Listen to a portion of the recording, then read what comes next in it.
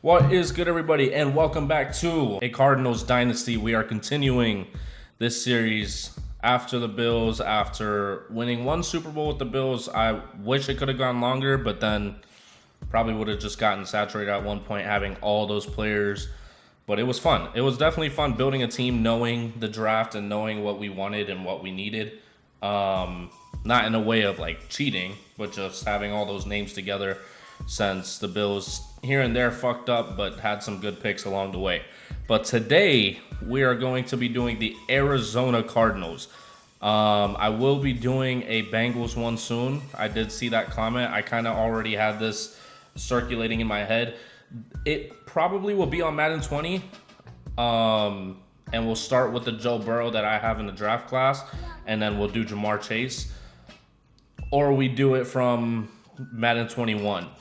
Y'all let me know about that. But I was thinking Madden 20. But I built all the draft classes in Madden 20.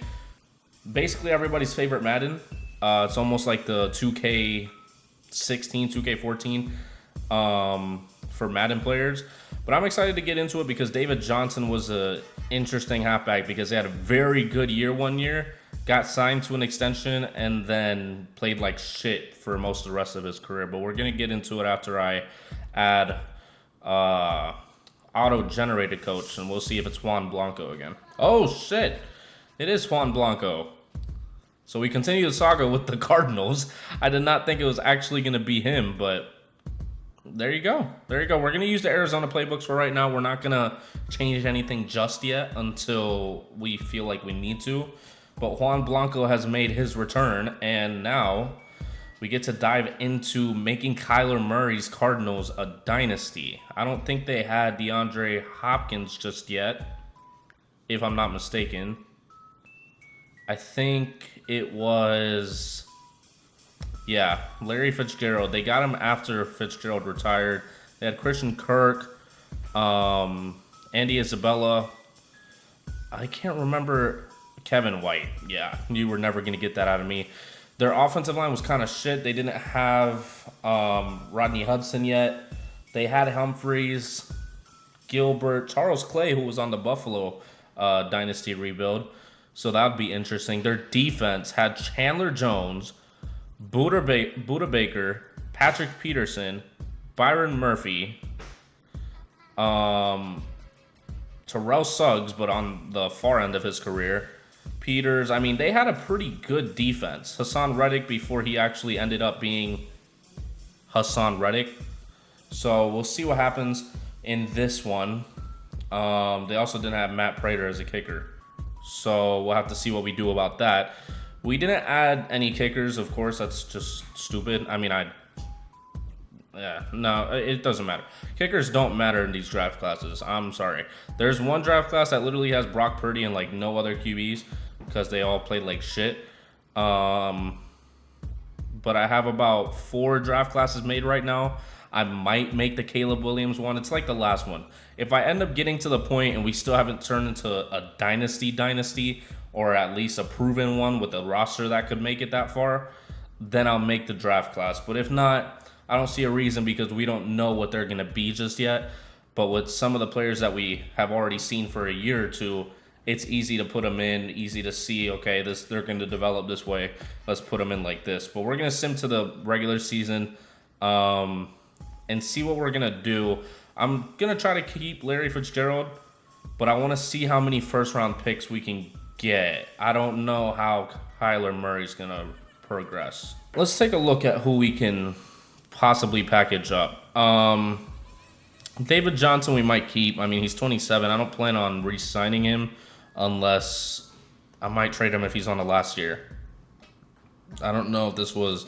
He's still in it. Ooh, 14.3 mil in 2020? Oh, fuck. There's Chase Edmonds. I don't know how much I like that. I don't know. Larry Fitzgerald on the later parts of his career, 15 years in, still an 84 overall. Fucking insane. Christian Kirk, he's pretty solid now. I wouldn't say he's Larry Fitzgerald at all. Charles Clay, who might be, 30 years old. We need to get an offensive line. That should be the priority, and that seems to always be the priority whenever we get one of these young QB dynasties. I say that like I've done like 5. But the Josh Allen one was definitely a struggle trying to get an offensive line in front of him, but we ended up doing it regardless. Buda Baker's going to stay. Chandler Jones is about 29 at this point in his career. I think he'll stay if he doesn't do any dumb shit like he did on the live.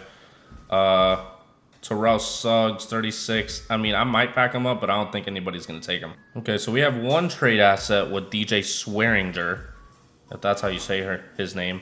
That might be somebody that we move on from. Robert Alford, I haven't looked at his contract situation. 3 years, and he's 30? A cornerback? That's 3 years? And that much money? Yeah. I would like to pack you up, too. I would rather be dog shit for the year than... Because Patrick Peterson's going to be good for the next, 3 years. Buda Baker's young, 23. He's going to develop. He should be a lot better than Star. That's for sure. I'm going to switch Buda Baker to a superstar. I don't think he should be a star. I think he's one of the best safeties in the league. So being a star is kind of criminal. We're going to see what Kyler Murray is when he comes out of this.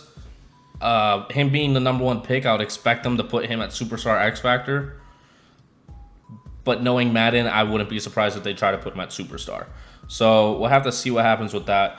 But once we get the draft classes in, we're going to have to look at who we're going to get specifically with the positions that we need. But we have to try to make the moves for the first round picks. So originally I was thinking of going the route of trying to get the best pick that I can. Unfortunately, you can't really tell that in this Madden, and I can't remember specifically who was really bad at this time in simulation. So we might just see who wants a strong safety, who wants a cornerback. I mean, left end if we need to. He's younger, but I don't think he's going to stay very long. Patrick Peterson's going to stay. Byron Murphy's going to stay. Buda Baker. Hassan Reddick. I mean, if we can pack up Terrell Suggs, that would be great. I'd move Hassan Reddick to left outside. I don't know why the fuck he's middle linebacker. I would never put Hassan Reddick at middle linebacker in my life. But the Cardinals at this time were a very stupid organization. Actually, benefit of the doubt. I mean, they were okay. But yeah, we might look into it, but a lot of defensive positions that we can give up, not a lot of offensive. Unless David Johnson wants to be on the move. But 87 overall halfback, I think I can live with that for the foreseeable future up until some of the better halfbacks come out of the draft, or better halfbacks in my eyes. Yeah. So we're going to try to make some moves, try to get some first-round picks, and then go about it. I have a possibility of getting the Dolphins pick, which I think this was the year before they got Tua, if I'm not mistaken. I wouldn't be getting Tua. God, I would hate to get fucking Tua, even though I'm a Dolphins fan. Okay, they want strong safety. I mean, they could probably want a cornerback in Alford. No. Okay. Do you want Terrell Suggs, maybe? Ideally? No. Okay. All right, so we're going to give this one a try. Kemdichi? Robert Kemdichi. I'm pretty sure the N is silent, so I'm going to go with that. And Swearinger Sr.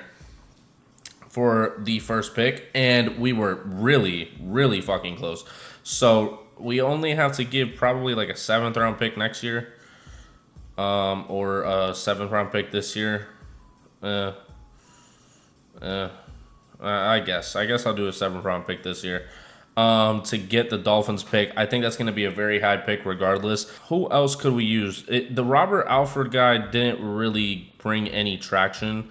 We're going to have no backfield other than Buda Baker, so we have to keep that in mind. I can try to get rid of Terrell Suggs and move Hassan Reddick to left outside linebacker. I think they put him at middle linebacker because they had none. So we're going to see what we can do with Terrell and go from there. So we're trying to get the Bengals' first pick. Seems to be the third. Oh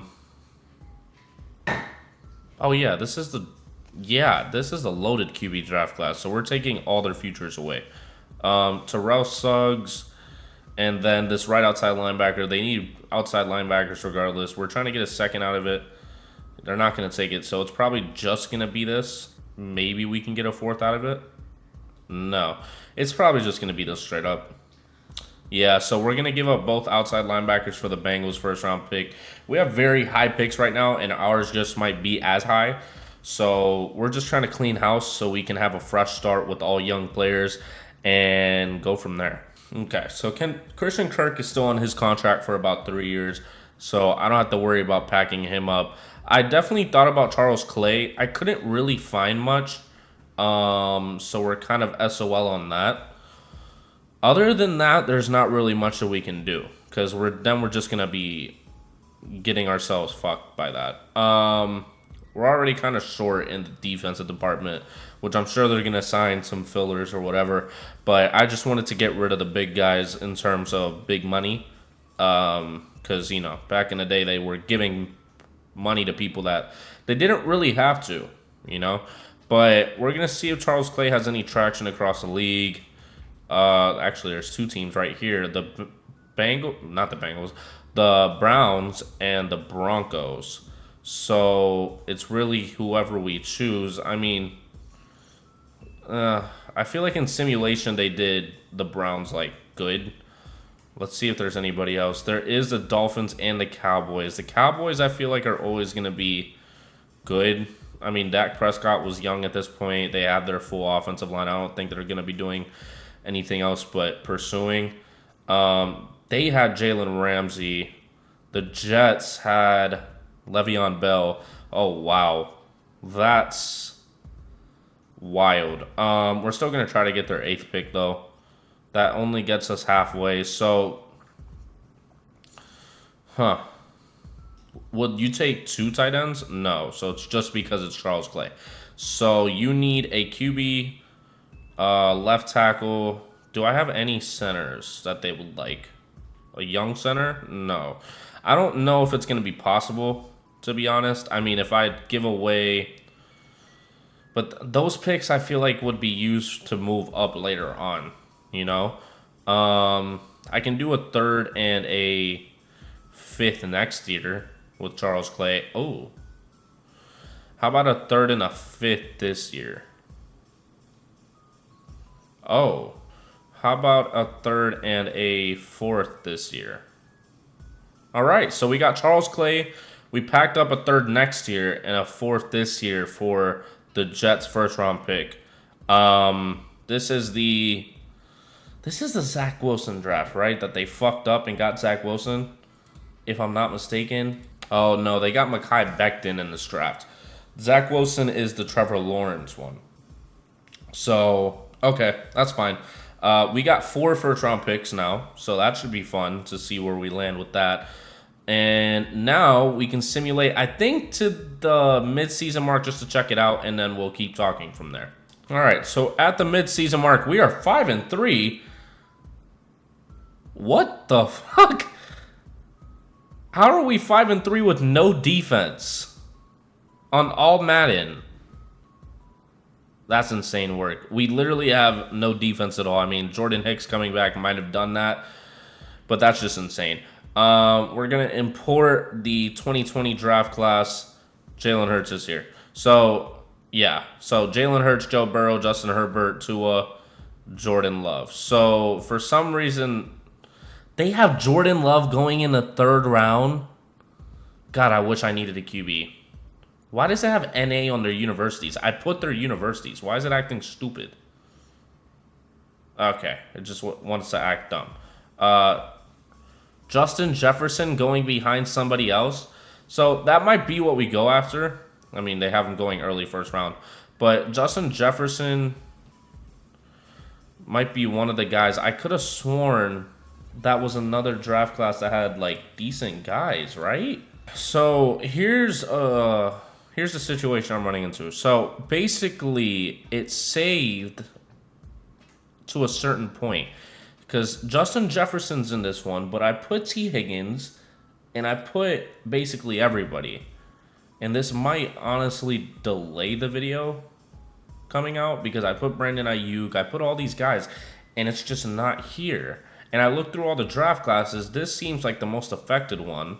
So I guess in the process of me trying to get rid of files to make it cleaner, I guess, whenever I came in, it deletes the draft class with it because I had Justin Madubuike in defensive tackles too. So it just doesn't make sense. So now I have to go through all of them again and do it again. So as we come back after basically remaking half of each draft class, because that's basically what ended up happening, except for the 2021 one. As you can see, Jalen Johnson, Andrew Thomas, Justin Madubuike, Chase Young, Jonathan Taylor. You got all your names. The thing about Madden 20 seems to be that it has issues with saving the player model as a picture. I mean, if I go into this one, I'm pretty sure that I would have Andrew Thomas be black. I guess not. So it just keeps changing it. I keep trying to change the player model. I keep trying to change their college, and it just never actually saves. So I put Chase Young with dreads. I put Jalen Johnson darker. Justin Madubuike, I mean, that's basically accurate. Jonathan Taylor, that's fine. But for the most part, it just kept it with the player model of the player that I would replace in it. So I don't know. I guess we're just going to have to go with the player models and the colleges that they have. I've basically done everything that I can. But again, to go over it because it's been about a day since I have seen it, we are 5-3. So our team and our pick might not necessarily be the highest. It might be that 22nd spot. But we do have a first overall pick that we can use. Now, I probably wouldn't get Jalen Johnson, but I would look at the cornerbacks. We can take a look at him regardless. B+, man coverage, B press, B catching, as it says, a late first rounder. So I wouldn't spend my number one pick on him. L'Jarius Sneed is also a good option. I would spend about a mid-round pick for L'Jarius. I think he would be very good. Trayvon Diggs is definitely more focused on the ball and covering the ball. I have made sure of that. I'll just do one more with AJ Terrell, who is supposedly supposed to be a late first rounder. So that all just depends on what happens during the season. We're going to have to take a look at, we're not going to need Jonathan Taylor. We're not going to need quarterback, but you can see that we have the majority of those. Justin Jefferson may be an option, a catching, a release, a spec catch. To be a early first round pick. CeeDee Lamb is also a great option. I would not be opposed to having CeeDee on the team. T. Higgins is a good option too, but Brandon Ayuk is probably right there with him. So they're kind of in the mid-round area, and Justin Jefferson and CeeDee are more of my first pick choices. We don't have any tight ends in this draft. There is Andrew Thomas. There's a lot of offensive linemen that we can look at. Tristan Wirfs is projected to go second round, which is insane. I mean, if he could drop to the second round, that would be great. Ideally, Mike Nwenu, a mid-first round. I think this is going to fix itself over time if I can speak English. There's Jonah Jackson right there. I mean, we could definitely go this route of getting the offensive lineman, but I really want to be able to get Justin Jefferson at least to add some firepower and then go for the offensive line. The defense may not need help because we could probably get the help in free agency. So going back to the actual team now, we're going to look at the stats. We're second in our division in the NFC West right now. 1,600 yards for Kyler, 14 TDs and 4 interceptions is very, very impressive. David Johnson's performing very well, almost 800 yards at the midseason and 6 touchdowns. Receiving, Christian Kirk is our leading receiver with Larry Fitzgerald right behind him, of course. And the defense, Hassan Reddick is performing very well as a middle linebacker. Has 3 TFLs, so you can kind of see the spot of he should probably be an outside linebacker. But we won't change that just yet. We'll change it when we need to. And Corey Peters, our defensive tackle, has the most sacks. And Byron Murphy, the rookie, has the most interceptions with Patrick Peterson right behind him. So, I mean, for the most part, we're doing well. I just think there's not a lot of depth, so I don't see it lasting very long for the defense to be as good as they are right now. Kyler Murray is a star. I'll give him superstar. I was gonna see, since he's the first pick in the draft, I would have thought they gave him at least superstar. So I'll do superstar. We'll see if he ends up getting like a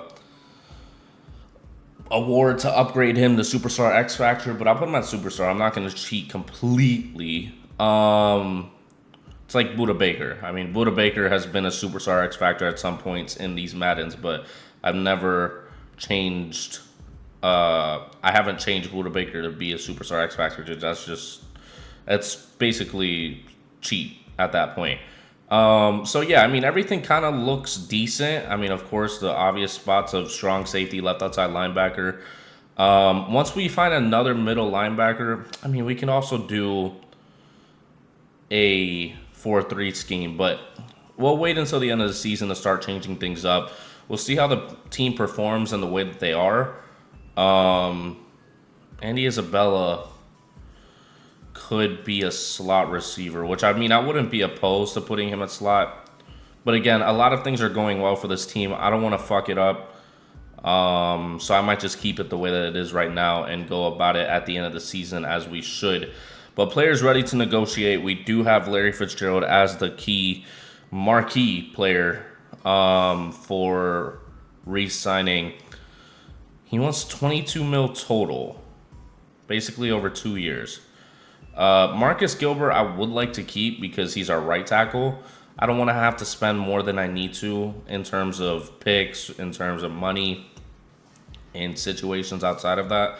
I do want to re-sign these guys, but that would mean I have to get rid of Charles Clay. I don't know if the trade center is still open, because if I'm going to re-sign those tight ends, did I already get rid of him?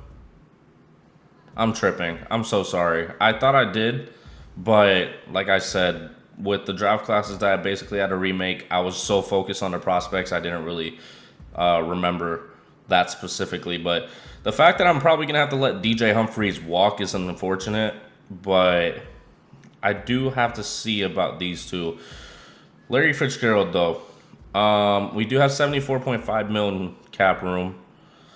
I don't know if I would do 2 years. I'm going to do 1.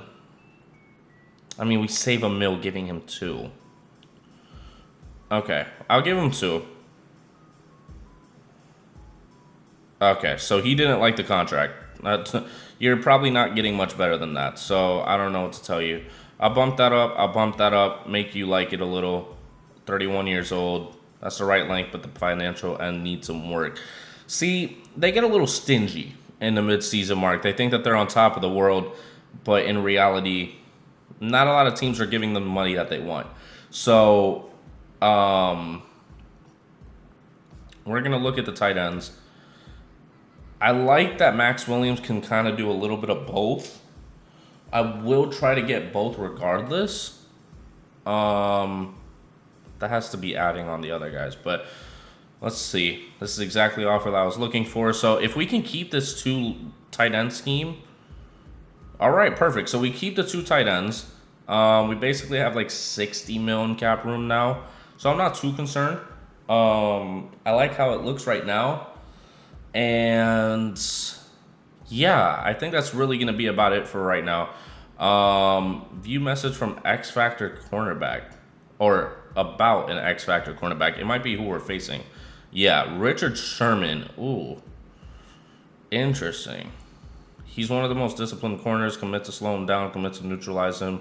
So we'll commit to slow him down. We're not going to completely focus on him. We still have to play balanced football. Okay, so we'll see if they end up beating the 49ers. If not, LOL TTYL. All right, we're going to the end of the season. All right, so we are at the end of the season. That's so interesting. Trent Sherfield has been signed to the practice squad. Well, he is basically one of my favorite wide receiver 4s, I would say. He was a wide receiver 3 at one point for the Bills, but I mean, he's a very good depth wide receiver whenever you need him to step up. But we went from 5-3 to 7-9. We finished the season 2-7, which is insane. Sorry, I'm choking on air. What the fuck? Kyler Murray. I mean, 3,600 yards, 30 TDs, 9 interceptions. That's very good. David Johnson almost had 1,500 yards rushing and 12 TDs. No receivers above 1,000. Christian Kirk was 3 yards away and had 11 TDs. Larry Fitzgerald had 900 yards and 7 TDs. I mean, Hassan Reddick with the most tackles. Chandler Jones with 14 sacks. Zach Allen with 3 sacks. And Patrick Peterson edging out the rookie pause with 4 interceptions, which is interesting. I was not expecting to finish the season bottom of the division after starting basically at the top. But wow. Okay, so, I mean, let me see if I recognize any of these names. No. It was just Trent Sherfield, which is going to be interesting if he ends up being any part of the team. But now we have to simulate to the offseason. I was not expecting to lose that much. I thought we were maybe going to lose a good bit in terms of not be a first-round bye team. Maybe finish off the season, I mean, 9-7, like the Rams. But that definitely took me for a trip. That was definitely very interesting. But I also didn't expect us to be 5-3 at the midseason mark. So I guess that's what I get for not having high hopes for the team. But it looks like Larry Fitzgerald retired. Interesting enough. Wasn't very convinced by the midseason offer and said, fuck it, I'm out. He just decided that. I don't know, man. A Marcus Gilbert, though, would put us down to 59.6 mil. I'm not opposed to it. He's 32. We'll be secure at the right tackle position. Thanks for the offer, but I'm just not interested in signing. Okay, go fuck yourself then. 1 year, 10.5. I mean, wouldn't we already be paying that? He wanted, it's 9.5 over 2 years. Yeah, it's okay. I'll try to figure it out in free agency. Upgrade players shouldn't even be an option. I'll figure out the offensive line in free agency. I think I'll have about 60 mil when we get there. We'll also be able to look at the prospects a little more in free agency week 2. So we'll definitely have to scope that out. But 59.6 mil, if I'm not mistaken, 59.2. Kareem Hunt. I would love to have Kareem Hunt on the team, but that would mean getting rid of David Johnson very quickly. I mean, if you look at the contract, Kareem Hunt is much cheaper. So I'm going to go through, try to find what I'm going to be adding to the team or try to add to the team, and we'll come back whenever I have it all settled. Kareem Hunt is a 93 overall superstar and 25. David Johnson is 28 years old superstar who just became a superstar and an 87 overall. If we want to make this a dynasty, we have to get younger players. David Johnson is where running backs start to regress, technically. Sometimes they don't. Derrick Henry. But I would love to have Kareem Hunt on the team in terms of a player, not the person, the player. That's all I care about in Madden. But instead of that, and with that, I might pack up David Johnson prematurely. But we're going to have to see. If I end up deciding that, then we'll figure it out as we go. Chase Edmonds might be the guy next year, or we figure out another halfback. But I'm kind of counting on Kareem Hunt basically just taking that offer because I don't see another team offering a halfback that big of a contract that we did. We did 30.8 mil salary, 24 bonus over 5 years. I mean, but Miles Jack is the middle linebacker that I'm trying to go after. 6 points above the Ravens. I want to get him so I can move Hassan Reddick to left outside because we don't have anybody there. Joe Thuney, left guard, 27 years old. I think it's a 3-year deal. Yeah, a 3-year deal. Again, above the Redskins. Marcus Gilbert, to get him back, he's the best right tackle on the market. Cody Whitehair, center. Just trying to get more of a solid offensive line. Harrison Butker, which is crazy because Cody Whitehair's 28 here.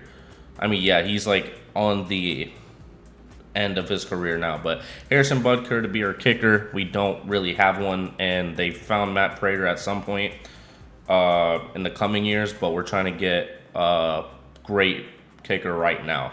So I might risk the David Johnson trade happening right now just because I want to get that salary. So I might have to trade him for I mean, it also just depends on who's willing to give up stuff. But if we can get somebody like Tre'Davious White on the team, that would be great. Getting somebody like Micah Hyde, Ed Oliver. If we can get defensive tackle, like younger players. So if we can get Tre'Davious White and Ed Oliver, I would be ecstatic if I'm giving up David Johnson for that. I don't think they're going to need the contracts to match up because they have enough room. And then that would help us in the salary. Now, here's what I'm going to do.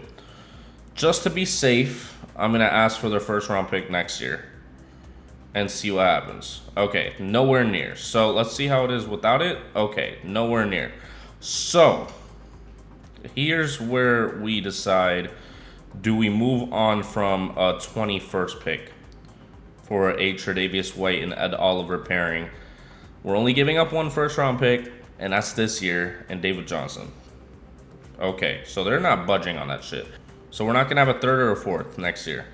Okay, so David Johnson is heading to the Bucks. We're taking their first pick. They're taking a third and a fourth next year with David Johnson. So now we're very much leaning on Kareem Hunt joining the team. Let's see. Why does it always say that? But it shows that I have the cap space. 85 points. I mean, I'll leave it. I'll see if he ends up deciding with us anyway. So Kareem Hunt, Kevin Byard to either move Budda Baker to strong safety, move Kevin Byard to strong safety. I don't care. One or the other. Miles Jack, Joe Thuney, Marcus Gilbert, Cody Whitehair, and Harrison Butker. I just purchased with the XP for my coach offensive line signing influence, defensive line, defensive back, and I think that's about it. So we're going to have to see if that ends up actually working, and hopefully Kareem Hunt comes to the team. That's my biggest concern, because if we don't have an offensive weapon for Kyler, I'd be screwed. Miles Jack rejected. Cody Whitehair accepted. Harrison Butker. Kevin Byard rejected. Joe Thuney accepted. Kareem Hunt hasn't decided, is what I'm hearing. So we've gotten some cap space back. Kareem Hunt still hasn't gotten any offers. So we could throw some money at Kendall Fuller, who's 25, or try to get another middle linebacker, and Ryan Shazier, or Jason Peters, who's 38. Ideally, I wouldn't try to do that. I don't know. I'm going to have to decide, come back. We'll see what happens. Okay, so as of right now, this is the new bidding. Kareem Hunt still. We have $0 in cap room, which might bite us in the ass later, but This is a very intriguing free agency class that I did not want to miss out on. Kendall Fuller at cornerback to add to our stacked cornerback room. Danny Trevathan, middle linebacker. Like I said, I just want to be able to move Hassan Reddick. And DJ Humphries on a very shitty contract for 2 years. So he might not like it. Oh well, he can cry about it. But we did get Joe Thuney, Marcus Gilbert, Cody Whitehair, and Harrison Butker. Waiting on our big one. Kevin Byard signed with the Rams for some reason. Hunter Henry goes to the Bills. Miles Jack went to the Ravens. He went to the Steelers in real life. Mike Hilton went to the Bills. The Bills had a good little offseason. Eric Armstead went to the Texans. Charles Clay went to the Chargers, which I think he was on in real life as well. Leo Collins went to the Bills as well. Okay. I like their little signings that they had. So we're just going to have to wait for Kareem Hunt. Hopefully we still have the money by the time he's ready. But we're going to look at the college players again. Try to get everything possible. Yeah, I can see the scores. Thank you. Justin Madubuike, and a tremendous defensive tackle. It's an option. I probably wouldn't go for it. We have 5 first-round picks. So let's just prevent the elephant in the room. Justin Jefferson, if he is there at the number 1 spot, I am getting him. I don't see CeeDee Lamb being better than Justin Jefferson. Now, this is insane as to what this is telling me. Maybe I can get both. Who knows? But we also have to pay attention to somebody like Andrew Thomas, who is a left tackle, which we are struggling to get. We got a left guard, we got a center, we don't have a right guard, and for some odd reason, he's still projected to go 5th round. Don't know why, but maybe we can get him somehow.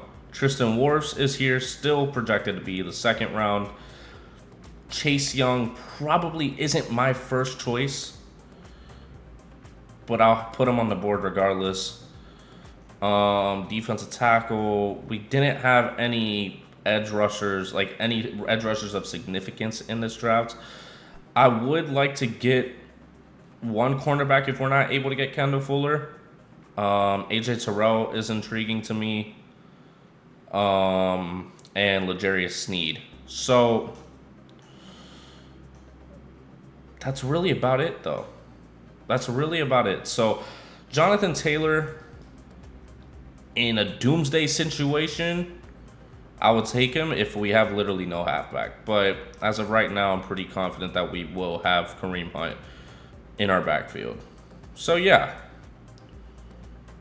that's about it.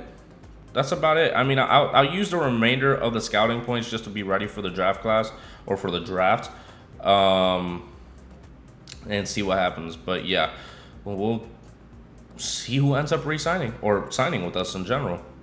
All right, let's see. Big spender. Hold on now. Does that mean Kareem Hunt ended up signing with us?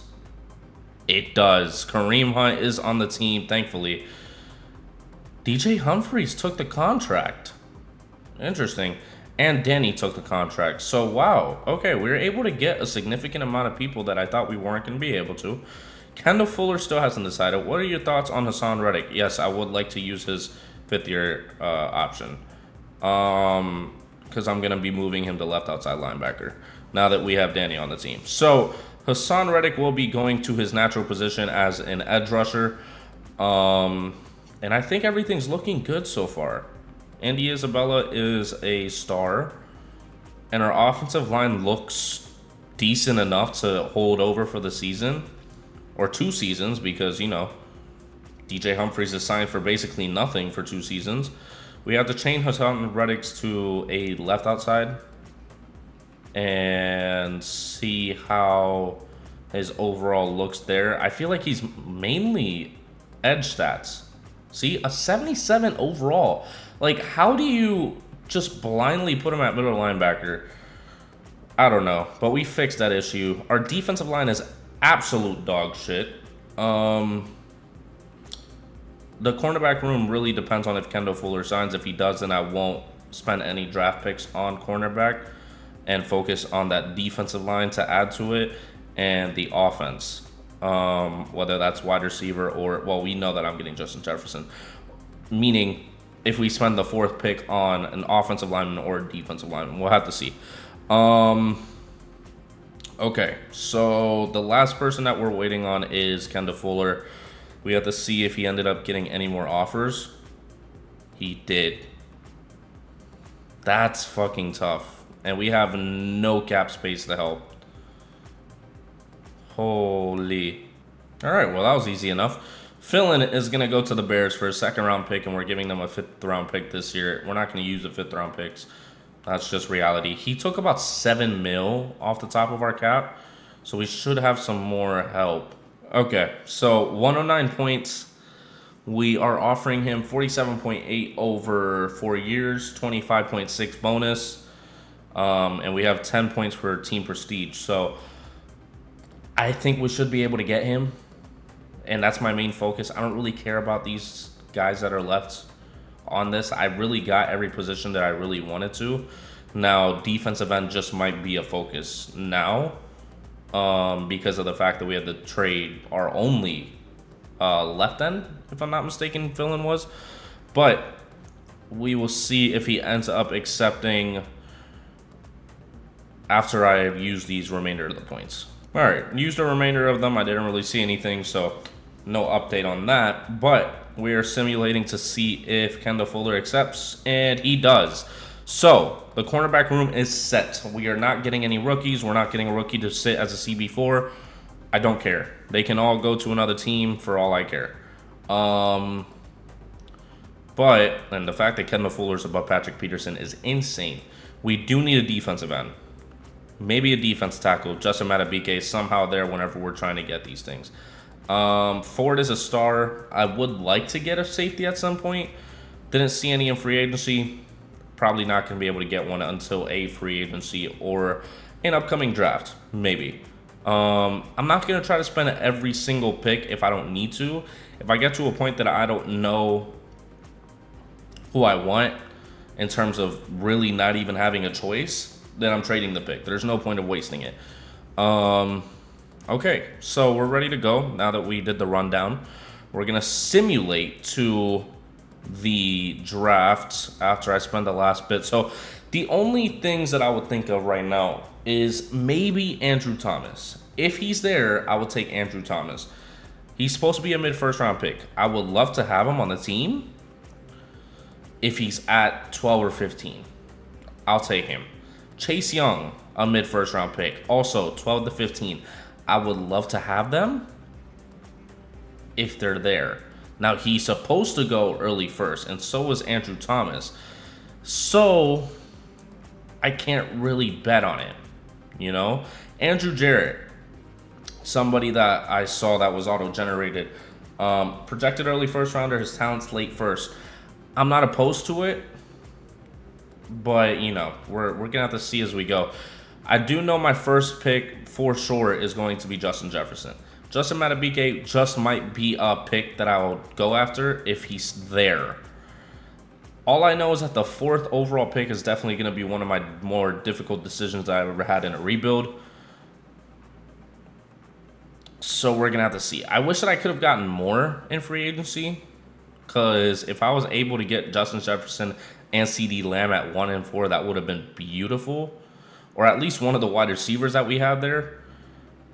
But I don't think that I can spend that type of finance on that. So Derek Brown is supposed to be going late first. So he might be the actual feasible option, and his talent's early first. So we have to keep an eye out on the defense tackles, for sure. I'm not going to spend those last college player. I don't know. Do I try to look for the late round picks? I mean, I only have first and second round picks. So quarterback, of course, is not going to be needed. Halfback, not anymore. Marcus Shivers. Like, their auto-generated rookies suck ass. And that is what sucks about it. Because look, I went through all these left tackles and all of them suck. Okay, now I have two options for strong safeties. So we have some choices. We do have some choices. So if we take a look at our draft board, we have strong safety there. But we have Justin Jefferson, CeeDee Lamb, Andrew Thomas, Chase Young, AJ Terrell, Jerry Sneed, Andrew Jarrett, Justin Madubuike, Derek Brown, and Jelani Colvin. We're just going to have to see how it goes. We have the picks to do it. That's the thing that bugs me, because we have a first, we have a 4, we have a 12, we have a 15, we have a 21st, we have a 12 in the second round, and a 20th in the second round. That 5th round pick is really just for shits and gigs. But yeah, we're going to have to see. We're going to have to see what happens and hopefully pick the right players. And if not, get more picks in the future drafts. All right, after taking a look at our team, I know what we need to get. So we have to start drafting at the very first overall pick. And this, well, I'm just intrigued. What are people offering for the first pick? Absolutely fucking nothing. The Buffalo Bills are giving me the 4th and the 24th. I think I literally gave them the 4th pick. Oh, that's the 4th next year. It was the Bucks that I traded with. A 24 pick this year and a second round pick. Then the Oakland Raiders are giving us 2 first round picks this year and a first round pick next year. All look very nice. All look very intriguing. I'm not moving from the spot though. Justin Jefferson is going to be coming to the team. We need the guy. We need the guy. We're not waiting until Marvin Harrison Jr. comes out of high school, out of college, and finally comes to the Cardinals in 2024. We are getting Justin Jefferson now to get that talent next to Kyler Murray. 20 years old, 6'1", 195, deep threat, Justin Jefferson. Hidden development, and they say that I reached, which is insane. That was Stud Finder, which I assume is a hidden ability finder, but 85 overall is insane. Holy fuck, he's stacked. I didn't realize that I made him this stacked, but it's Justin Jefferson. He basically came into the Vikings and made an immediate impact, almost like Stephon Diggs was never gone. But the Steelers, as the next pick Justin Madubuike. You pricks. Oh my gosh. Okay, the Vikings take Jalen Johnson. That is just fine. So, Justin Madubuike goes. That leaves Andrew Thomas on the board. But we are in desperate need of defensive line. Do I go for the offensive line? I have the 12th pick. I feel like from the moment that I go from the 4th to the 12th, so many people are going to be gone.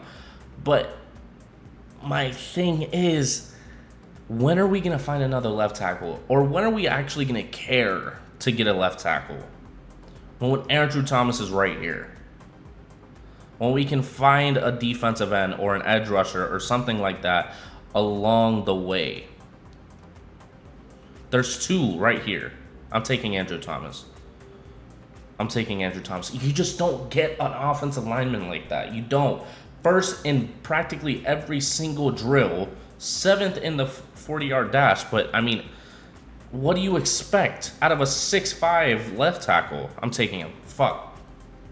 77 overall hidden development. Andrew Thomas, the black turned white like Michael Jackson. I'm not saying that in a mean way.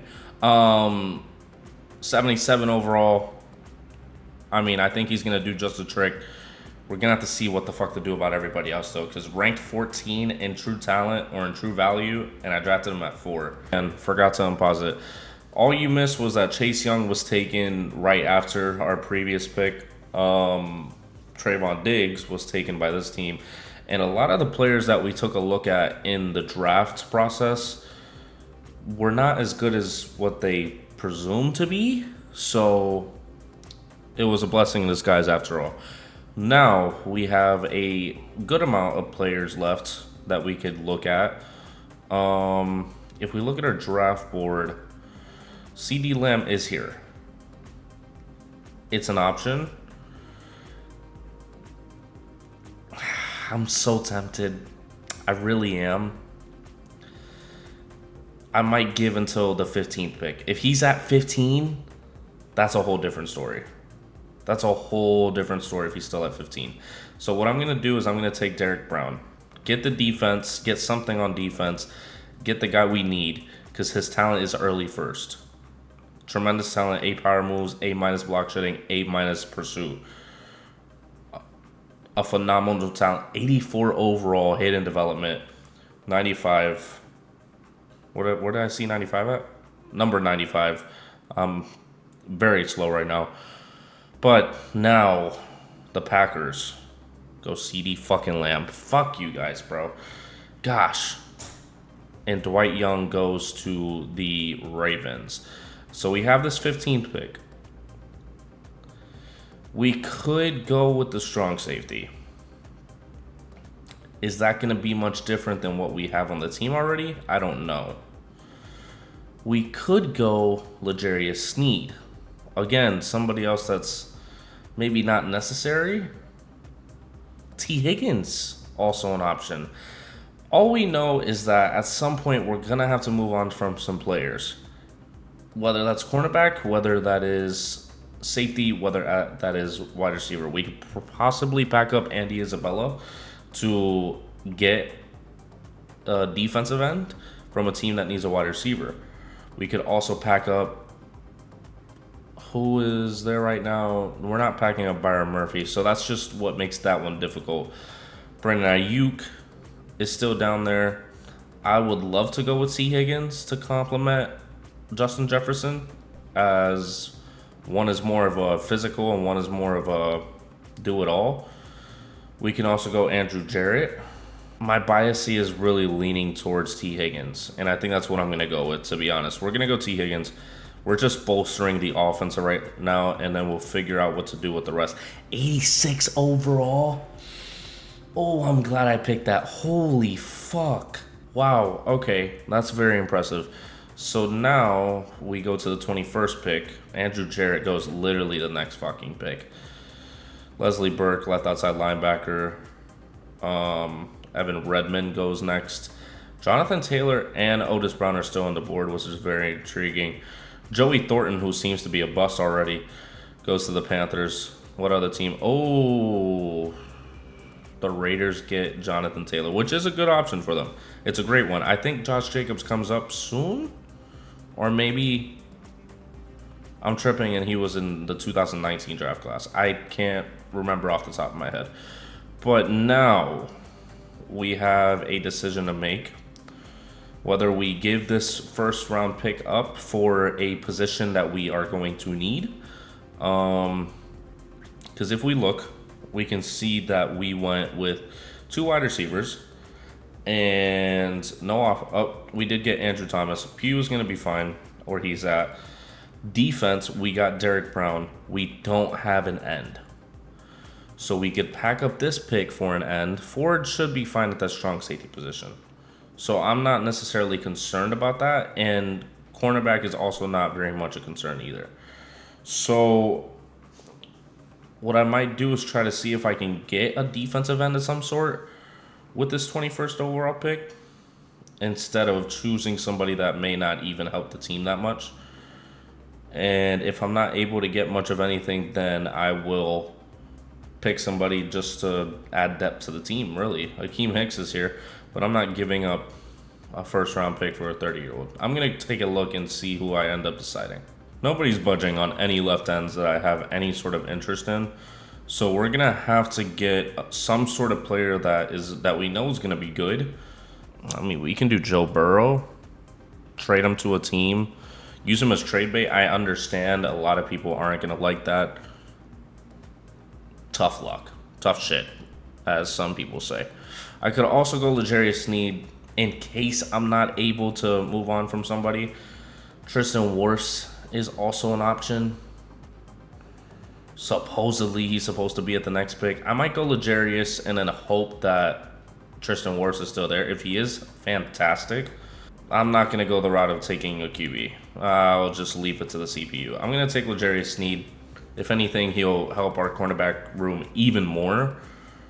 And he's just going to be that much better of a player. 84 overall, 22 years old, slot. I mean, I think we even needed a slot cornerback, so we'll see what happens. I'm going to just simulate to the next pick, make it quick, and see who is here. Absolutely nobody, because I think Tristan Wirfs was already taken. That's tough. Okay, so we're going to pack up these picks. I'm not going to waste any time trying to get anybody else, because we've seen that these picks are definitely very few and far in between. So I'm going to try to get at least something for these second round picks, and maybe that fifth round pick too, just to get rid of all of these for a left end maybe. Oh wow, I probably could have gotten more after that, but Michael Brockers, 84 overall, 29 years old. I mean, it's basically the middle of in between of an 80 overall that I don't want and the 87 overalls that I did want.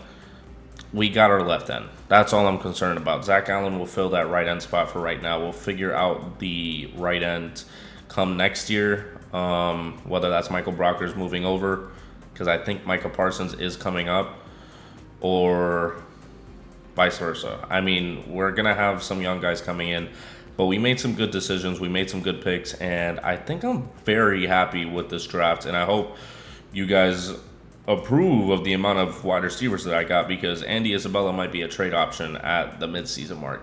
Okay, so 86 overall team, 87 overall offense with an 85 overall defense. We're doing much better than we were the last time. T. Higgins and Justin Jefferson are at the helm of holding the wide receiver room captive, really, because Christian Kirk turned from a wide receiver 1 to wide receiver 3 very quickly. Andy Isabella might be on the way out if we needed to. Andrew Thomas, left tackle, he's going to perform just fine. Defense, Derek Brown looks great there. L'Jarius Sneed at wide receiver 3, already taking over from Byron Murphy's wide receiver 3, cornerback 3, CB3. And everything looks fine. Everything looks great. I mean, we can work with it as we go, but I'm not concerned in the slightest. Harrison Butker at kicker, everything looks great. Everything looks just fine. We should probably put L'Jarius Sneed at slot, but I'll let them do their thing. I'm not going to try to change what they're trying to do here. But I'm excited. I'm excited to see how they do. Is there any more free agents that haven't been signed that I could get a steal? Austin Eckler is very interesting, but I won't be doing that. 25 years old, too. Huh. Well, either way, more than likely I will see you at the midseason mark, hopefully performing very well as a team. And if not, we will be trading Andy Isabella for possibly a first-round pick. Already off the riff, X-Factor QB, X-Factor linebacker, that's who we're facing. We have players to negotiate with. We are 2-4-1. How is that even possible with this team? That shouldn't even be possible. Off the rip, I'm just changing the scheme already. I'm going to be changing the scheme. There's no way. T. Higgins is a superstar. That's insane work. That's actually fucking wild. 60%. I don't see anything above a 76, which is concerning, but okay. Base 3-4, 80, 3-4 under, 95. 95 seems like it's probably not going to be beaten. Yeah, so we'll do that. We'll leave this as is, but we'll try to change the schemes and see if that helps us. Andrew Thomas is also a superstar. I mean, where do we get better? Like, what do we do is the real question. L'Jarius Sneed is a superstar X Factor. See, I want to keep Patrick Peterson as long as possible because it's Patrick Peterson. Like, you don't want him to walk away. Buda Baker, we just have to see. Oh,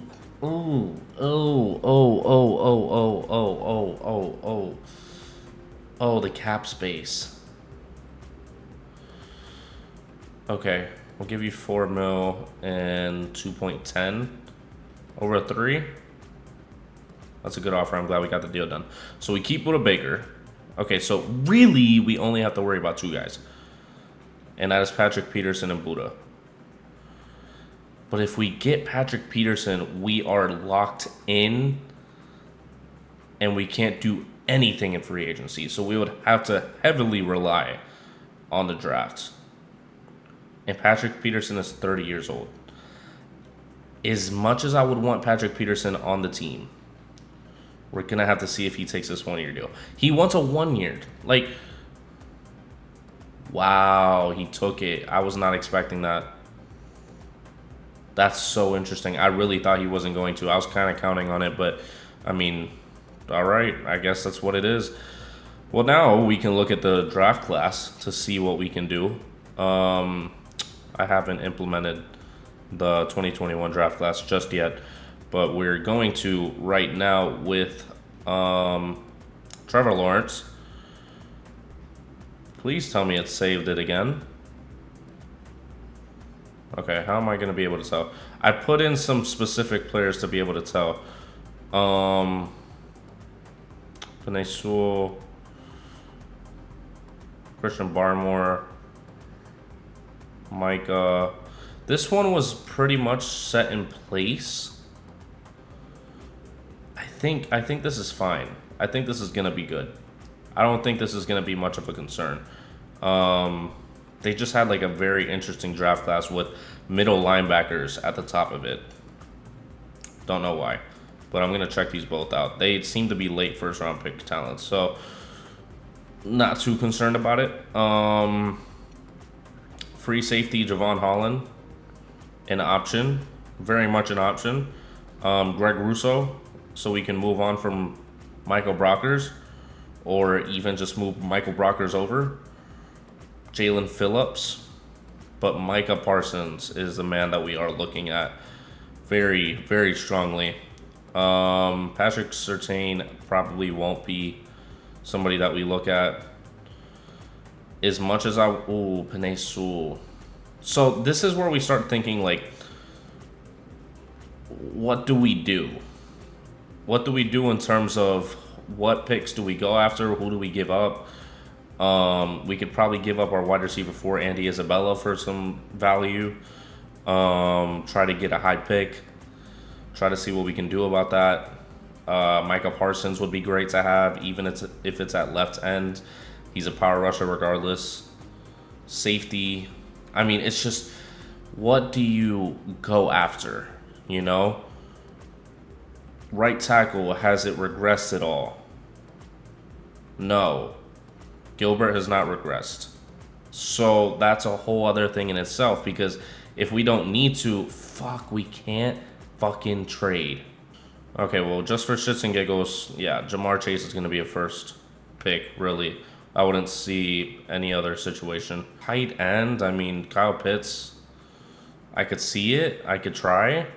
I don't know if he's going to be the guy that I'm just looking at the whole time. If he's there and I have the picks for it, then great. But I just don't see it in the cards. Man. We can't make a trade for picks, which we probably should have done at the start of the season, but I just didn't think that I wasn't going to be able to trade. Okay, we have a good idea. We have a good idea to what the prospects look like. Our needs are right end, strong safety, right guard, but right guard is few and far but in between in these draft classes. You're not going to find a lot of those. Okay. I guess we just have to see what happens for the rest of the season. We went from 5-3 to 7-9, so I can assume that we should be able to go the other way, right? But with Kyler Murray's performance, it doesn't seem that way. The sophomore slump is definitely hitting him. 1,700 yards, 11 TDs, and 5 interceptions. Not the greatest ratio in the world. Kareem Hunt has 636 yards and 4 TDs. Christian Kirk is still the leading receiver. Don't know why. I just might pack him up this offseason just to have him out the way. Jordan Hicks with the most tackles. Chandler Jones with 6 TFLs, and Derek Brown with also 6. Hassan Reddick with 5.5 sacks. Chandler Jones with a pick. And Kendall Fuller with a pick. That's very, very intriguing. But we're going to simulate to the end of the season. Just hope for the best at this point. There's not really much that we can do except for what we already did with changing the schemes up to match the team a little more. 2-4-1 is just a wild record, though. Oh boy. This is either really good or really bad. If we go 2 straight years with no playoff appearance, I'm going to be concerned. Holy fuck, we went 8-7-1. Okay. All right, Kyler. Help me out here, bro. Help me out. Basically the same as last year. We're not going to dive too deep into it. We need to get to business because 8-7-1 is an improvement from what it was at the midseason mark, but it's not good enough, bro. It's not. It's not. We can't be doing that. Well, we're definitely going to have to pursue a strong safety in the draft, or a safety in general, because Rudy Ford is on his way out, because we don't have any cap space. God, I wish I could just pack up Patrick Peterson right now. I don't know why I re-signed him. Oh, well. Patrick Peterson heads to the Vikings early. We're packing up a 3rd and a 4th next year. I know I just keep doing the year following, but it works. So we get the 1st overall pick this year. We get cap space for this year. And that means that we can try to pursue a safety possibly. So I don't have to do it. All right, well, we just have to sim forward, see what happens. And see if the salary cap resets itself. If not, then gonna have to pursue in the drafts. There's really nothing else that we can do. We tried to trade Patrick Peterson. We got the 1st overall pick. Well, shit. All right. I might take Micah Parsons at the 1st, to be honest. But we're gonna have to trade up in order to get Javon Holland, because those are my main two. Everybody else, I can live without Penei Sewell. We got to figure out how to get in the top 5 to get Javon Holland, to secure Javon Holland. All right, so we're sending a 1st and a 2nd this year with Chase Edmonds, who hasn't really developed, for the 5th overall pick. Try to secure safety as much as possible. And now we can focus on the draft as much as possible. I don't think we're going to do anything in free agency. As much as I want to get a middle linebacker, I just don't think it's in the cards. It looks very, very enticing. I just don't think that I'll be able to do it. So we're probably going to go Micah Parsons, Javon Holland, if everything goes well. If not, Micah Parsons, Penei Sewell, not opposed to either. Safety will just be an issue come next season. So, yeah, we're going to have to see, but I'm going to simulate to the draft. Make sure I get Micah Parsons, then we'll see what happens at the 5th pick. All right, here we go. So we're going to take Micah here. I know that he is not ranked the highest. We've seen how Madden 20 is with the ranking situation. So I'm going to take him left outside linebacker. I mean, it's going to be a need. I understand that it says D for middle linebacker. I just don't trust. I don't trust this. I don't. I mean, Taylor Rivers. My only thing is that if I do that, then I would have to move up to try to get Micah, because I feel like Micah is going to be going right after. But then we won't have any safeties. That's a whole thing in itself, because I really don't think that we have somebody at safety. Oh, wow. Justin Jefferson's in Superstar X Factor, and L'Jarius Sneed. So we're pretty set at cornerback for right now.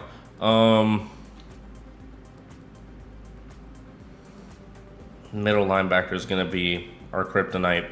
We might have to move to... The only thing is Russell, but, I mean, Trevathan just keeps regressing. I'm going to go with my gut, go with Micah Parsons and Javon Holland. Make sure we have a team.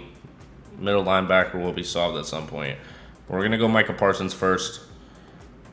Just an insane unit. Fucking insane unit. It's insane. 6'3", 245, 21. Hidden development, 86 overall. I'm excited to have him. I'm excited to have him on the Cardinals. We'll have to see what to do about Brockers and Hassan Reddick. Maybe we move Micah to left outside, or move Micah to left end, or we move Hassan Reddick to left end. It really just depends on who looks better, but I might move Hassan Reddick to left end just to make it easier. We'll go one by one. Jeffrey Wood goes second. Rashawn Slater goes third, and the 49ers take Eric Thomas, the right end that I did take a look at, but I wasn't too crazy about it. Taylor Rivers is here, but safety is basically empty right now. And we're either going to move Buda Baker or Javon Holland, a strong safety. It might be Buda. But with those type of stats, with those type of combine reports, I'm going Javon for sure. 84 overall hidden development. You can't really miss on this type of guy, so I had to take him. I had to get him. He is zoned, so yeah, he'll probably be free safety, and then we'll do Buda as strong because I think he can blitz a little better than Javon. All right, so the brand new squad going into our third season now. Justin Jefferson at wide receiver 1, T. Higgins, wide receiver 2, Christian Kirk, Andy Isabella. You got Kareem Hunt, Kyler Murray. I feel like we should bump up Kyler Murray's overall a little bit because superstar development and hardly even moving is kind of weird. But the offensive line looks decent. We got Javon Holland at free safety, Buda Baker at strong safety. We moved Hassan Reddick to right end, so now we have all the rushers possible. And Michael Parsons can also do pass coverage. We should be solid with the cornerbacks for right now. That might be what we have to do in the next draft. It all just depends. But I'm going to put Kyler Murray up to like an 87. Try to give him a little boost and then go to the midseason mark and hopefully be a lot better than what we've been. All right, midseason mark. We got Christian Kirk coming up on the end of his contract, which I don't know if I'm going to be paying. We are 6-1. Beautiful. Ooh, that was scary. That was scary to look down at. We're not the head of the division, which is weird. But we do have to put in a new class, talk about it, see what we're going to go after in any sort of circumstance. We just put in 2021, so we're going to put in 2022. And these are the guys that we have in this draft class. We have Garrett Wilson, Jordan Davis, Brock Purdy, Drake London. I think, Kayvon Thibodeau, Aiden Hutchinson. There wasn't a lot of those. Trayvon Walker, Sauce Gardner, a guy that I would definitely be intrigued by to have on the team. Derek Stingley. We got Khaled Henry, who is supposed to be a mid-first, but has a late fourth talent. So, and the middle linebackers in this one are dog shit. So, might not be the move. We might just have to figure it out as we go. Right guard has really nobody, and left guard is non-existent too. So, this draft class might just be one that we trade out of or try to trade everything to get up in. I don't know how the rest of the season's going to go. Right now, we're 6-1. So, ideally, we would finish off the season, 17 weeks, 15-1, since there's a bye week. Ideally. But I'm not going to spend anything just yet. I don't think it's really worth it because I feel like I'm not even going to be able to do much. Jordan Davis, we'll just spend them to get the other ones back and just keep getting prospect intel. I'll look at the signings for right now. Christian Kirk, Harrison Butker. Holy fuck. Holy. First of all, Chandler Jones has regressed tremendously. That's a concern. Hassan Reddick, he's been doing well with us. I don't see why we wouldn't get him back. Christian Kirk. So we have a lot of cap space. So I think what I'm going to go with is not re-signing Chandler Jones. I know, diabolical work, right? 79 overall. It's not looking good. He's 31. Clearly they have a regression at 30 in this game that I'm just not willing to deal with. So let's give an offer to Hassan. Okay, so we got Hassan back. I'm not going to pay Chandler Jones. I'm not going to pay him. At least for more than a year. I'll give him a 1 year, but we'll have to see how the rest of these go. So Marcus Gilbert, hesitant on. I do want to get Harrison Butker back, ideally. Okay, he doesn't like anything but the length. Christian Kirk is young. We'll give him a contract. Just need a better salary. So I guess we'll figure that out whenever we get there. Cody Whitehair I would like to keep on the team. Nice offer, just need to improve the bonus. So literally what I was about to do just didn't work out.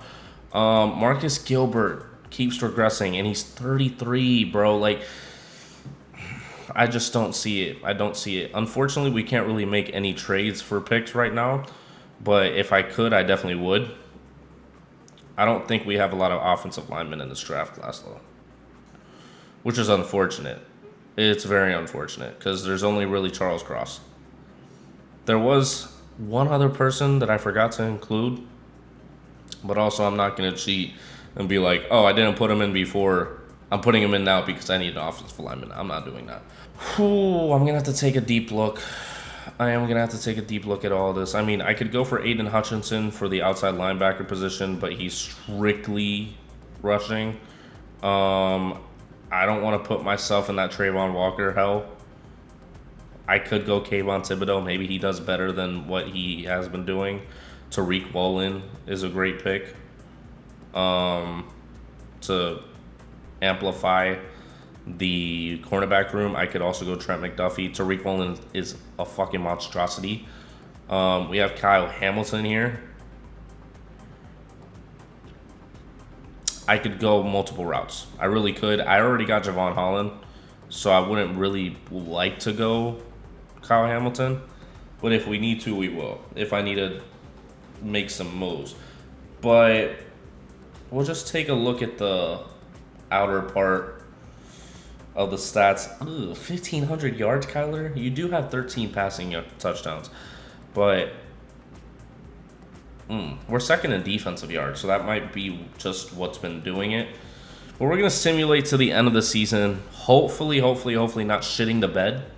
Ideally, this is around the point that I would hope that we get a pace so we can show, yes, this is a dynasty. We go on to the Bengals or whatever team you guys end up deciding for the next one. But right now, my mind is basically set on the Bengals being the next one with Joe Burrow and Jamar Chase. But we'll see what happens at the end of the season. See if we have to extend this anymore. On the last game, that seems to be a recurring thing. 13-3. Holy fuck. That's not where I meant to go. I was trying to go to the stats. 13-3 is fucking insane. Oh, it ended up going anyways. But our offense still didn't perform well. 3,200 yards. It seems like Kyler's been going down in yards. 28 TDs and 5 interceptions. At least that's gotten better. Kareem Hunt, 1,400 yards, 7 TDs. Receiving. This offensive playbook sucks for wide receivers. Because how the fuck is Justin Jefferson and T. Higgins struggling to get yards? We have to change the playbook come next year. Or come right now, really. Maybe not. Chandler Jones and Michael Parsons both have 14 TFLs. Derek Brown had 7 sacks. And L'Jarius Sneed had 3 picks with Javon Holland right behind him. I think we're going to have to change this playbook, though, to something more wide receiver friendly. Because holy fuck, why does Justin Jefferson not get any sort of looks? We're doing KC, of course. I mean, what else will we do? Kyler Murray's up to an 89. I did put him up to an 87, like I said, so that's 2 overall upgrades. Javon Holland's a superstar X Factor. Good God, we are hitting on fucking everything. So this should really be one of our first years with the Super Bowl, hopefully one of many. So we're going to simulate to the divisional. Ideally win the fucking divisional, but who are we facing? The Cowboys, who went 8-7-1. So they have Ezekiel Elliott, 98 overall, instead of him regressing at that age.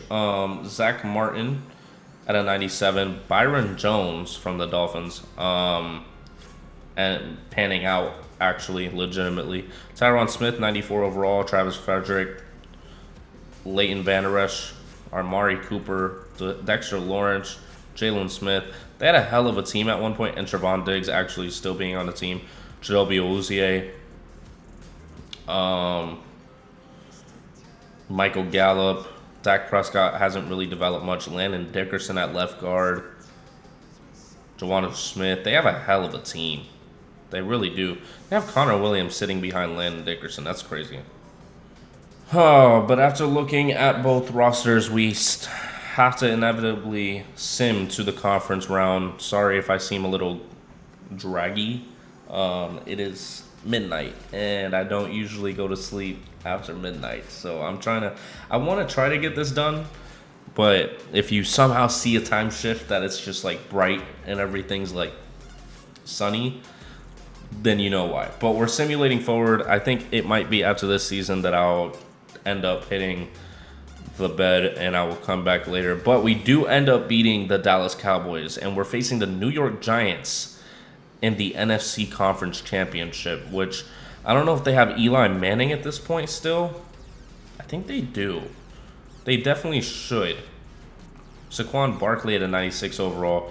Kevin Zeitler, Jabril Peppers, Penei Sewell, Evan Ingram, Will Fuller at an 85 overall, which is wild. Sterling Shepard, Will Hernandez. Who was their QB? Teddy Bridgewater. What the fuck? That's what shows I gotta fucking go to sleep. Teddy Bridgewater, and then Daniel Jones at a 68 overall. So Teddy Bridgewater's leading the pack right now. But we are going to simulate once again. I have full confidence in this team at this point. I mean, they went 13-3, and we've seen the overalls and the fact that we changed the playbook. So I would expect us to beat the Giants. Do we? We did. We beat them by 1 touchdown, which is insane. That's actually insane. Okay. So we move on to the Super Bowl to face the Indianapolis Colts, who don't have Jonathan Taylor, I wouldn't think. New ability unlocked for Justin Jefferson. Let's see if we can add something valuable. Double me is his ability right now. Post specialist and in and out or in out elite is what they gave him automatically, really. Huh. He's a 91 overall, so he's significantly upgraded from whenever we changed the playbook in the playoffs. But 11-5 is the Colts record right now. And we're going to take a look at their roster. I'm going to sim through it. I'm going to commentate it. And then you will see me in like a split second afterwards. But Andrew Luck is on the team. Fuck, I almost want to lose so Andrew Luck can get his championship. Fuck, man. Damn. Darius Leonard, Quentin Nelson, T.Y. Hilton, Unique Ngakoue,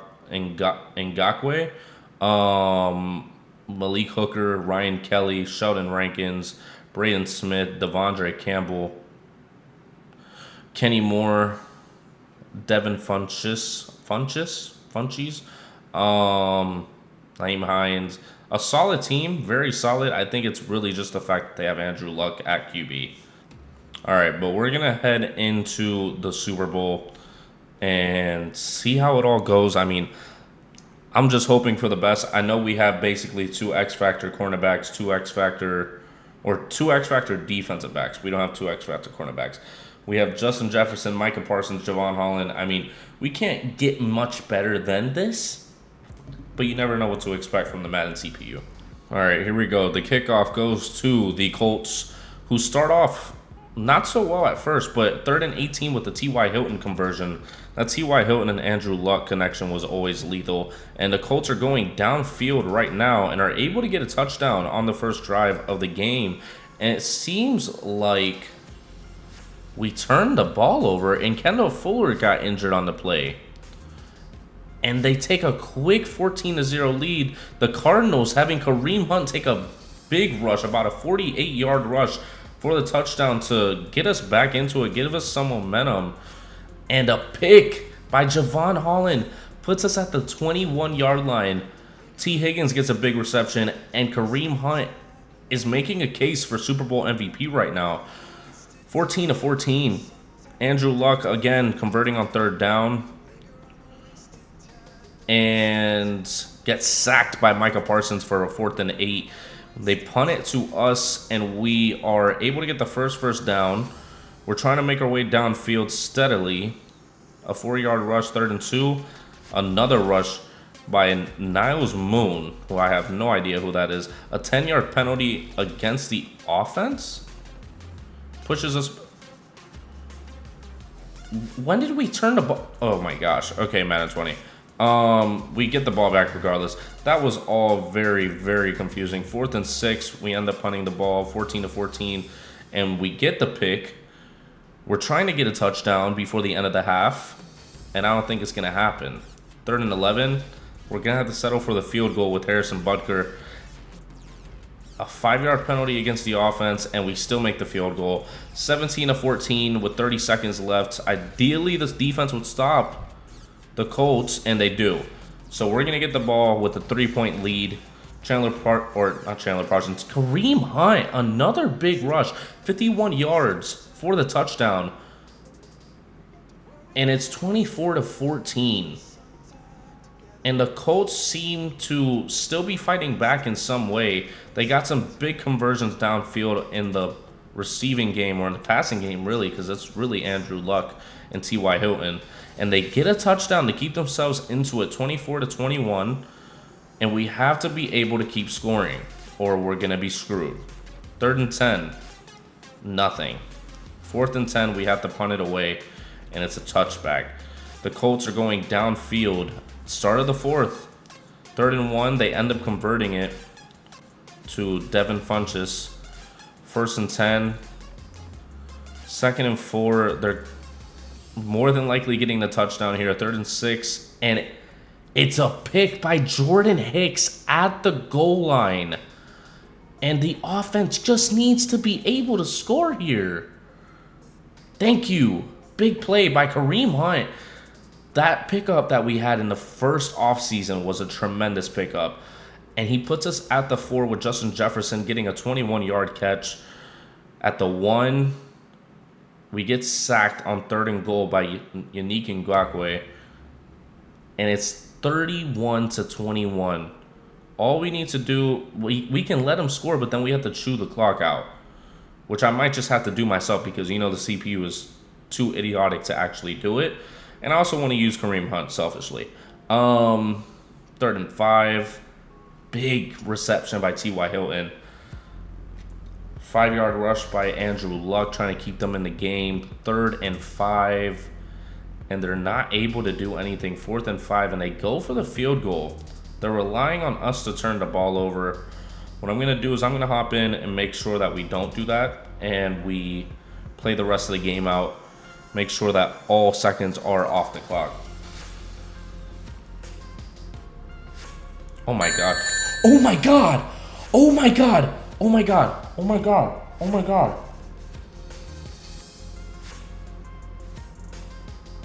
We did not just get fucking hit sticked for them to take it in for the touchdown.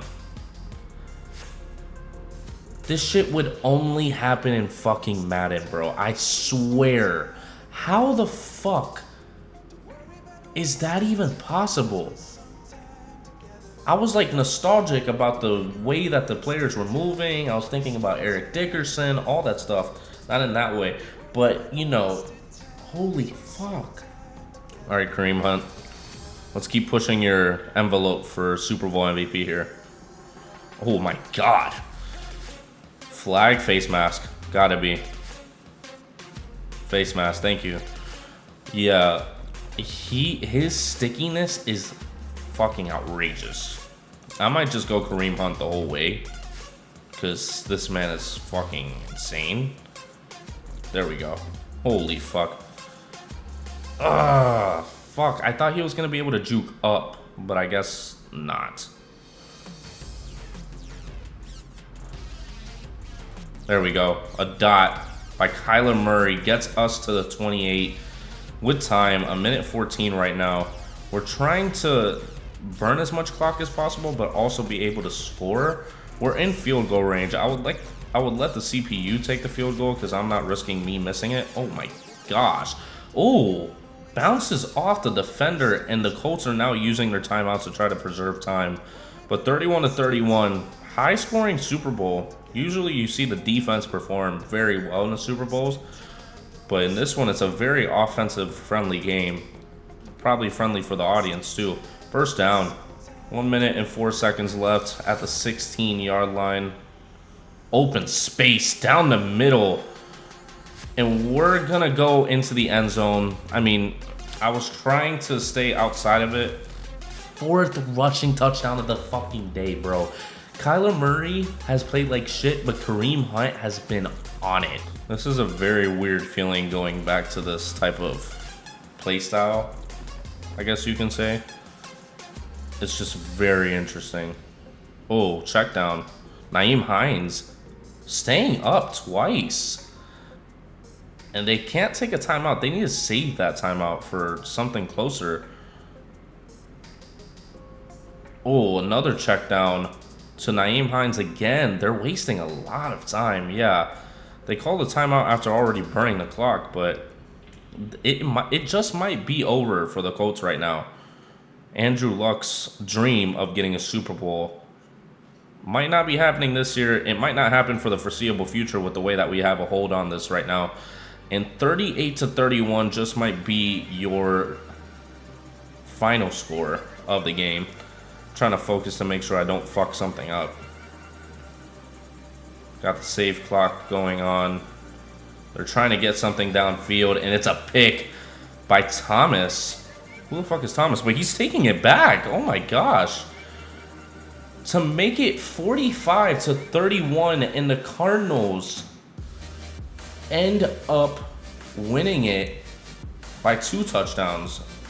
They probably would have scrapped if that actually happened, but that's the end of the Super Bowl. Your Arizona Cardinals with Kyler Murray win their first Super Bowl of their dynasty, 45-31, after spending years through the draft process, through the first free agency, showing that they meant business.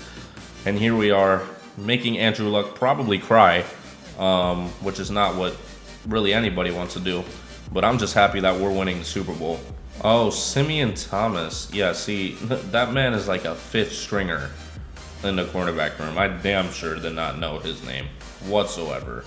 But we're winning in front of a lot of Colts fans that are also cheering? No, they're all upset. Kareem Hunt, Justin Jefferson holding the Lombardi Trophy. Who has it now? Jordan Hicks. Interesting. And now Kyler Murray, the QB of the team, the leader of the team, is holding on to the trophy to show the Arizona Cardinals are here to stay in the Super Bowl picture. You see what I'm talking about when I said that Kyler Murray played like shit? 251 yards and 1 TD. And he also had 2 interceptions. He did have 70% completion. But I feel like Kareem Hunt outperformed him, which I hope that he won it. 200 yards and 4 TDs, 12 yards per attempt. He almost beat him out in yards. It's fucking insane. All right, so after winning that Super Bowl, our very first Super Bowl, and hopefully the first of many, we immediately have to go into the offseason of dealing with contracts. And that means players like Chandler Jones possibly moving on because now he's down to a 75 from a 79. Still a superstar for some reason. DJ Humphries, who was a backup for a good little while, I'm not going to be re-signing him because we have Andrew Thomas. There's no reason for us to re-sign him. Marcus Gilbert, who's gone down to a 76. I would like to have Cody Whitehair back on the team. Christian Kirk is also another guy. And Harrison Butker. So really, these 3 guys right here is ideally what I would like to keep. If they can come on the team for this, well, in terms of Christian Kirk, that's a good offer. I'm glad we got the deal done. So we got our wide receiver 30 back, which I think that's... If Christian Kirk wasn't like the focal point of the Jaguars, I think that the Jaguars would be a much better team. I think Christian Kirk is very talented, but I mean, I don't know if he's talented enough to be like the guy, you know. We're going to put this up to a 2.25 signing bonus for 2 years. Harrison Butker just isn't interested in signing with us. We could franchise tag him for 4.62, which I mean, I'm probably going to do if I'm able to get Cody Whitehair. Let's do 6 and 2.55. I would like to play for a new team next year. Okay, so we might franchise tag Cody Whitehair instead of Harrison Butker and get Harrison Butker in free agency. Center just isn't a spot that I wanted to worry about, or really the offensive line in general. So how much salary cap do we legitimately have? 48.5, really 49 mil. So we would be down to 39. I'll try to get Cody Whitehair again in free agency. Hopefully he ends up coming back regardless, but we're going to have to see. All right, so we got Leighton Vander Esch as a superstar X Factor right outside linebacker, which would be the most ideal addition to the team now. I need to pay him an immense amount to be able to convince him on the team. I mean, 99 points is very convincing. Richard Sherman is still a superstar X Factor, but he wants a one-year deal only, so that could happen. But we're going to keep looking, and we're going to see what we can do about these contracts. Harrison Smith, the Hitman. All right, so, well, hold on. Let's try to spend some XP before we do this so we can really try to get him as much as possible. We're going to do... Oh, we have the linebacker one. Who's another one that we're trying to get? We basically have everybody, actually. Yeah, I like it. Anyways, after getting all those upgrades for our coach, because we're going to need it, our negotiations. You can see that we're down to 20K in cap room. Leighton Vander Esch, right outside linebacker, coming in and looking to replace Chandler Jones immediately. Richard Sherman to fill in that CB3 spot, I would say. I think he's going to regress over the season, but he's still Richard Sherman. Damon Harrison Sr., defensive tackle, we would move to a 4-3 because middle linebackers are hard to come by right now. Harrison Butker, of course, and Cody Whitehair by 1 point above the Dolphins. So hopefully he ends up deciding to come to us. But I like this one just because I've been wanting to do a 4-3 for the longest because I feel like we have really good rushers or pass rushers. Richard Sherman should be able to add as much as possible. A lot of these signings are for 1 year, as you can see. 1 year, 2 years. Leighton Vander Esch is the only real commitment in these. But these two right here are definitely for 1 year. And we're just trying to get that second Super Bowl, that back-to-back. There's some other good options here. I could have gone for Fred Wagner too. For some reason, he's a right outside linebacker here. He's a middle linebacker in the future. But yeah, we have to see if they end up deciding to come to the team. Hopefully all of them do. I would damn sure hope so. Leighton Vander Esch, Cody Whitehair. Leighton Vander Esch is coming to the team. Damon Harrison Sr., Harrison Butker, of course. Cody Whitehair rejects. Fucking bitch, bro. Damn. So we're going to need offensive line. Richard Sherman still hasn't decided just because our contract was shit that we gave him, which I don't blame him at all. With that cap that we have now, we can give a contract to J.C. Treader, and we're significantly higher than the counterpart of the Falcons. But Kyle Long doesn't really have a contract. I'm going to try to give him this and see if he ends up deciding to come to the team regardless for 1 year. It'll cut us short, but I wouldn't be upset about it. I wouldn't be upset. We'll look at this. Make sure we're spending all our points. I'm not going to be going for any of these top guys maybe in terms of like the wide receivers, of course, because I don't think we need wide receiver. I mean, we can quite literally look for middle linebacker and see if that's something that is possible. Yeah, it's just not... It's probably not going to happen. Aiden Hutchinson wouldn't be horrible as an addition to the team. Keontae Rick seems to be somebody that is up there. Our defense doesn't need a lot of help. I think it's really just our offensive line that needs help. And unfortunately, there's not a lot of players in this draft to be able to replace that. Because Kirby Dukes, who's supposed to go in the second round, is horrible. And his second rank is also horrible. So there's just no early third. I mean, but what type of benefit does that bring? I can move Charles Cross to right tackle. I wouldn't be opposed to that. I don't know how high Charles Cross is supposed to go, though. That's my issue. He is supposed to... Ooh, Sauce Gardner. Sauce Gardner would be very fun to have. Charles Cross is a 27th rank, so I'd assume it would be in that range. We could also get a cornerback, also with the fact that Richard Sherman might not come to the team with that crappy contract that we gave him, or are trying to give him. We have the first, second. We don't have a third-round pick. So, I guess we would have to make up our mind and then go about it.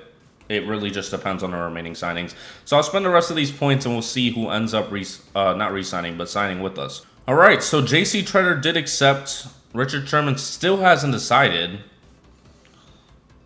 Okay, well, we got J.C. Treader.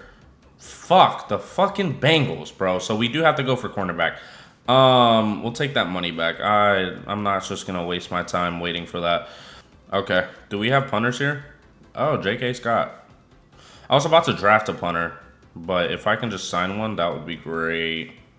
Just so I don't have to worry about it. But fifth-year option is Kyler Murray. Yeah, I would like to give him the fifth-year option because he is the center of this whole thing. So I'm not trying to spend too much money on that guy. And this is the time that we should be putting the money out so we can continue to win while he's on his rookie contract.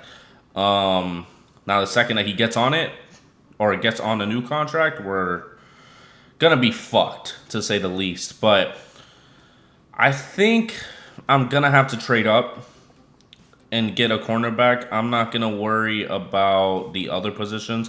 I don't think we need to. We're going to have to get Charles Cross. Okay. So we'll get Charles Cross.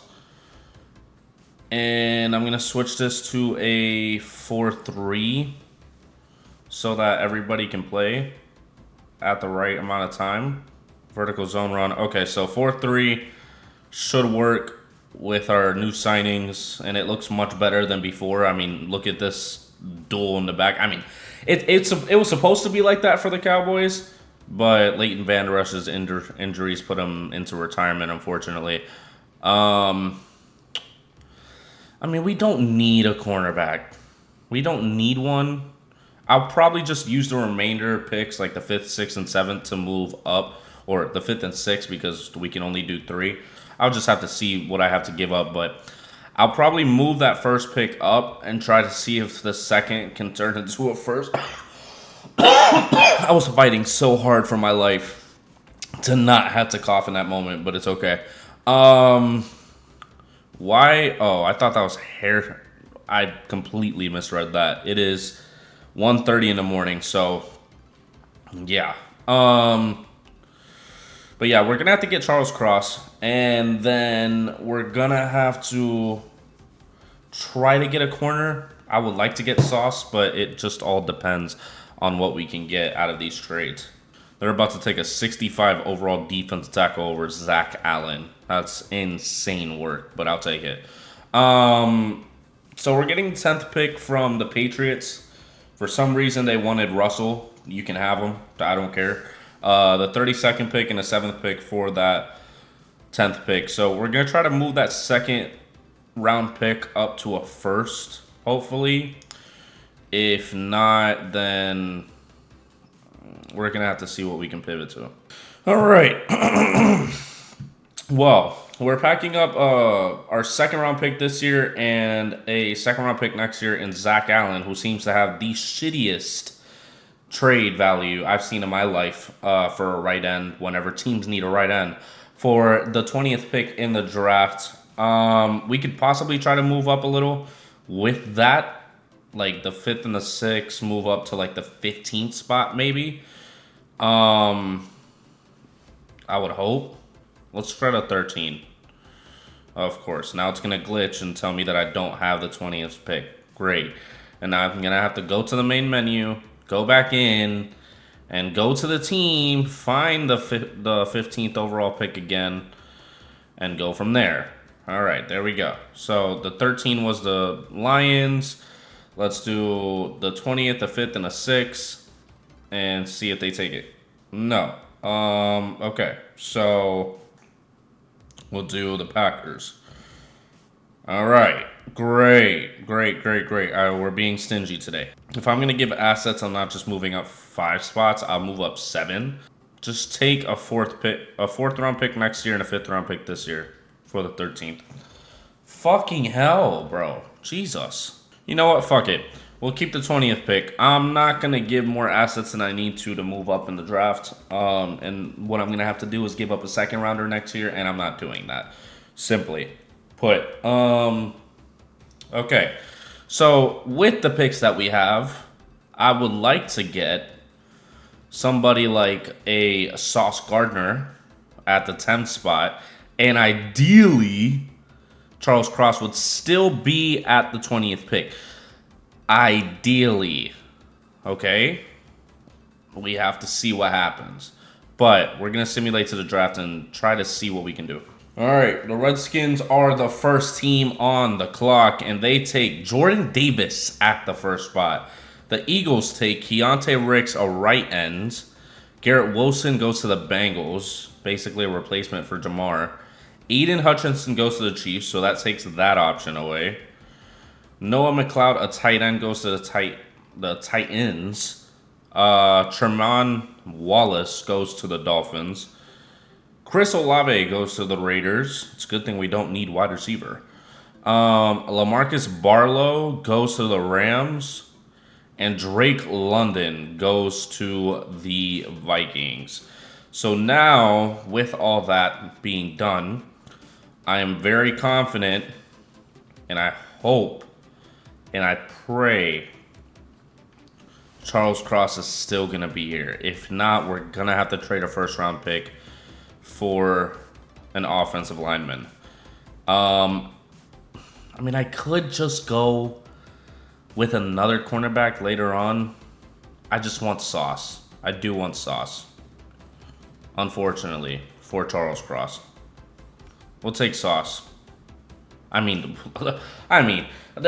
what are we talking about here? Like, do we see the combine report? Do we see the top skills? Get Sauce on my team, bro. 85 overall hidden development. Number 4, and we drafted him at 10. 96 speed. Yeah, get the fuck out of here. I'm definitely happy with that. I just hope and pray that we can get our guy. RJ Cross. Funny Madden. Will Morton. You just have to you have to laugh at Madden so they think that the joke is funny while you wait for the rest. Brock Purdy goes to the Chargers. I guess Justin Herbert never made it there. The Packers take Khaled Henry, a 64 overall middle linebacker. Derek Stingley goes to the Falcons. Kayvon Thibodeau goes to the 49ers. Kent Kyle goes to the Panthers. And the Bills take Kyle Hamilton, which, thank God, we did not need Kyle Hamilton. We have Javon Holland, and we are going to take Charles Cross. Didn't have a great combine, but his top skills are tremendous. And I'm just fine with getting him over anybody else that's here. I mean, Breece Hall would be great, but Kareem Hunt is a fucking demon that I'm pretty sure won Super Bowl MVP. We'll take Charles Cross, 100%. 67, I was confused by his face. 77 overall hidden development. Ranked 14 and we got him at 20. Has good stats. I mean, it's going to take some time to develop, but I'm happy about it. We're going to have to see what happens. But that's really going to do it in terms of legitimate picks. I don't see why there would be anything worth taking at the 5th round pick. And I don't think we really took the time to look at that, to be fair. Yeah, so we're just going to simulate through or let the CPU have their heyday.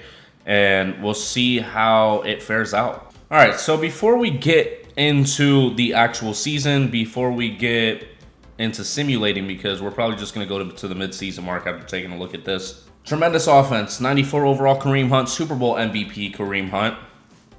What could have been Kareem Hunt if he didn't put his hands on a woman.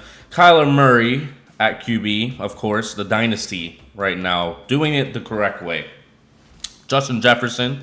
Superstar X Factor 90 overall. T. Higgins, Superstar 90 overall. Christian Kirk at wide receiver 3. I'm glad we pursued these guys because Christian Kirk clearly was not going to progress. Andy Isabella, same situation. Those guys are great as a wide receiver 3 and 4. Nothing more. Andrew Thomas, Joe Tooney, J.C. Treader, Justin Pugh, Charles Cross, and Max Williams on the front. Defense is where we really shine. Basically, almost everybody has a star and above except for Hassan Reddick, which I'm almost tempted to give star at least because this was around the time that he went to the Eagles and he performed really well. I mean, I'll give him star. I'm not going to give him superstar. I won't cheat shot the whole league with that shit. But, yeah, we'll do star. I feel like he deserves that at least. If you get mad about it, cry to your mother. But Javon Holland at free safety, Budda Baker at strong safety, Micah Parsons, Jordan Hicks, Leighton Vander Esch, Hassan Reddick, Derek Brown, Damon Harrison Sr., and Michael Brockers all in the front seven. An insane front seven at that. Kendall Fuller, L'Jarius Sneed, Sauce Gardner, and Byron Murphy Jr. as our cornerbacks. If we don't win back-to-back Super Bowls, I would be fucking concerned. We have a way better team than we did last year. So if it doesn't fly well, ooh, I might get tight. I'll try to keep calm about it. But we're going to keep it pushing. We're going to sim to the midseason mark, see how this team's doing, and see if we need to adjust anything. Ow. Why the fuck does bones in your body just randomly fucking pop like your fucking hand, bro? That shit felt like I hit my fucking funny bone, dog. All right, here we go. Come on. Talk to me nice. Son of a bitch. It's a bye week. Well, first, I'm going to put the draft class so I can stall. This is our very last one that we have. I don't plan on making the Caleb Williams one.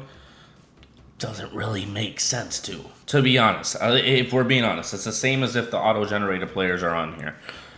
I'm not going to implement something that we know nothing about in terms of the NFL. We know how they played in college. That doesn't mean anything for the NFL. Some players play like shit in college and play amazing in the league.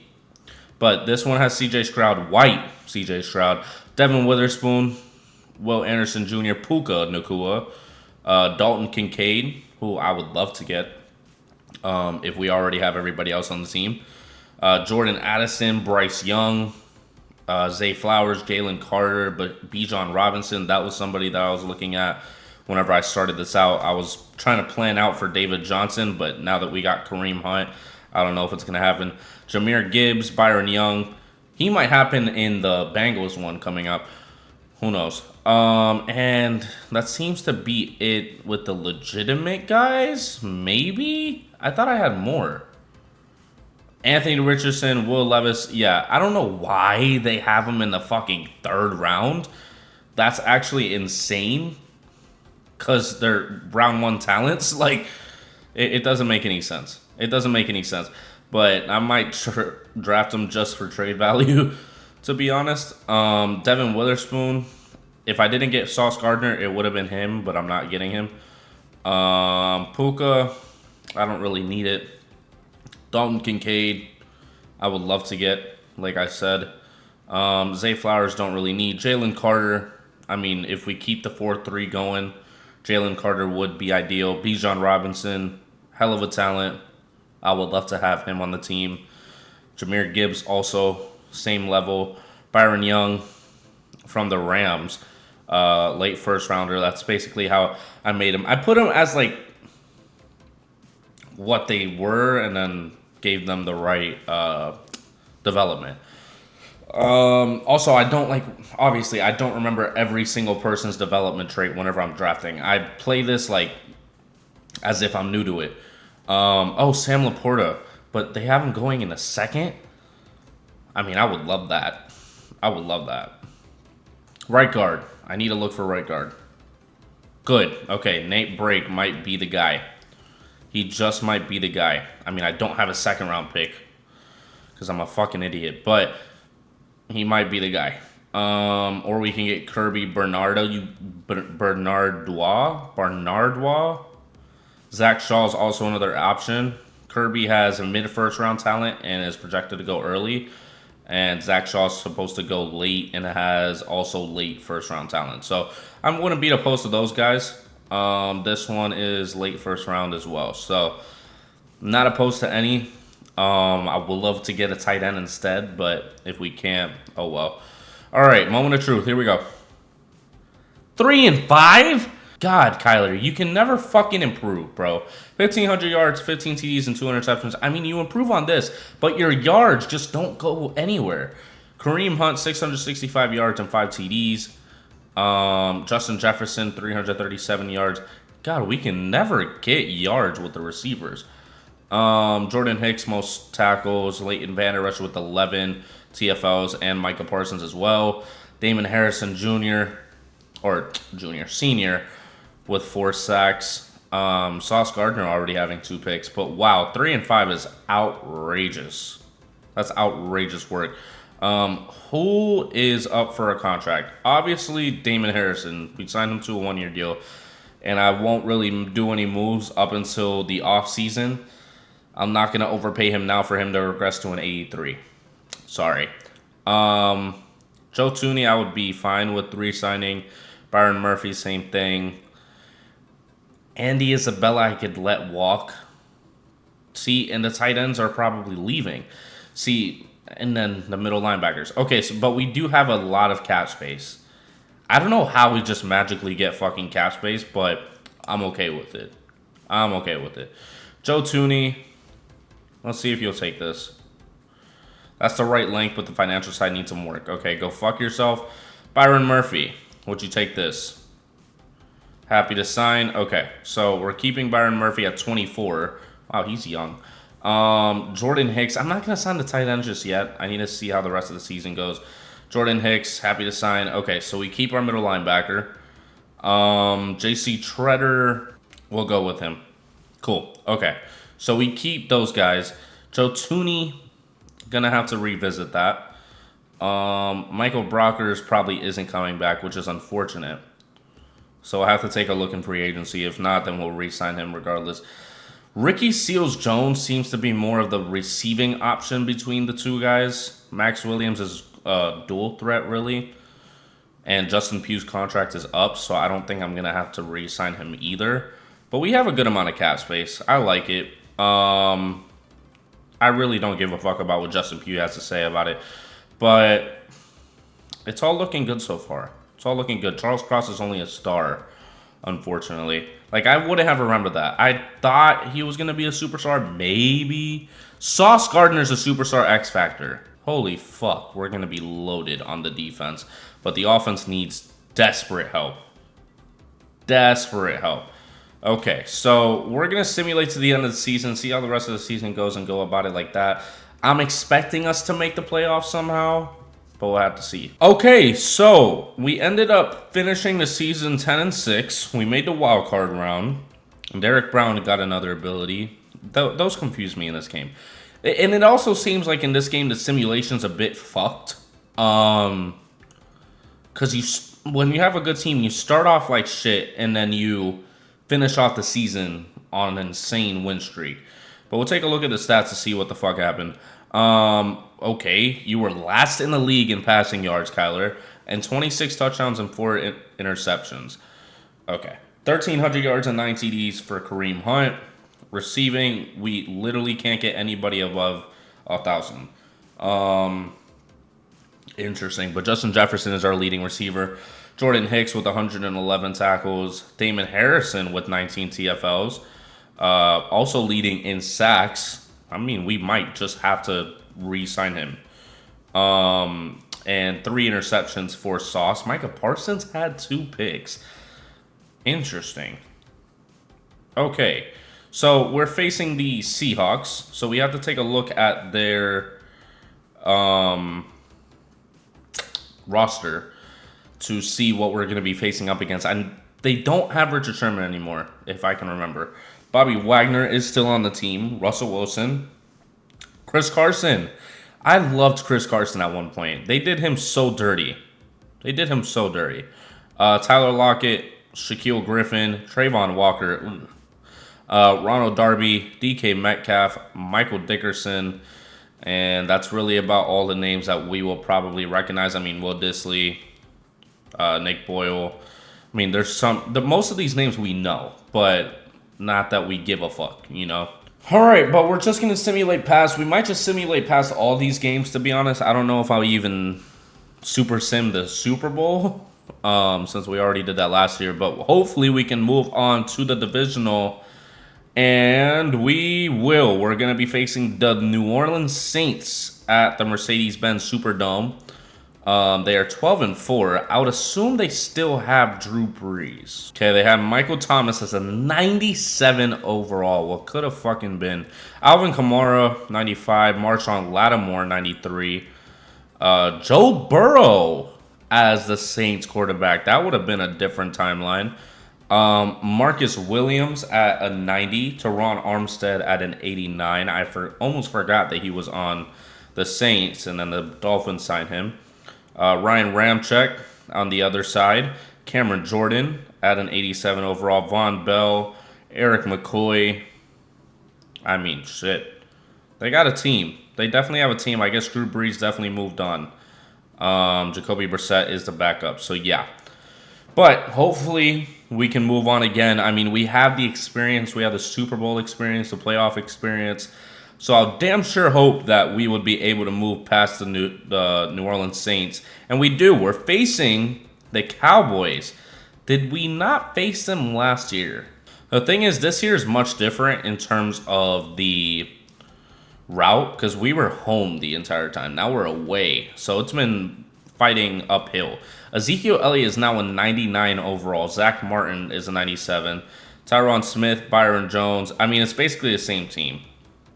It really is. Everybody's just kind of improved. Landon Dickerson was on the team. Yeah, it's really the same exact team. So we should be able to get past them easily, since we already did last year. But you never know. You never know with Madden. And do we win? We're going to have to look up top. 34-14. Gosh, the experience that we had last year is definitely... Did we face the Browns before? I'm sorry. I'm recording this in separate spurts because of technological issues, shit like that.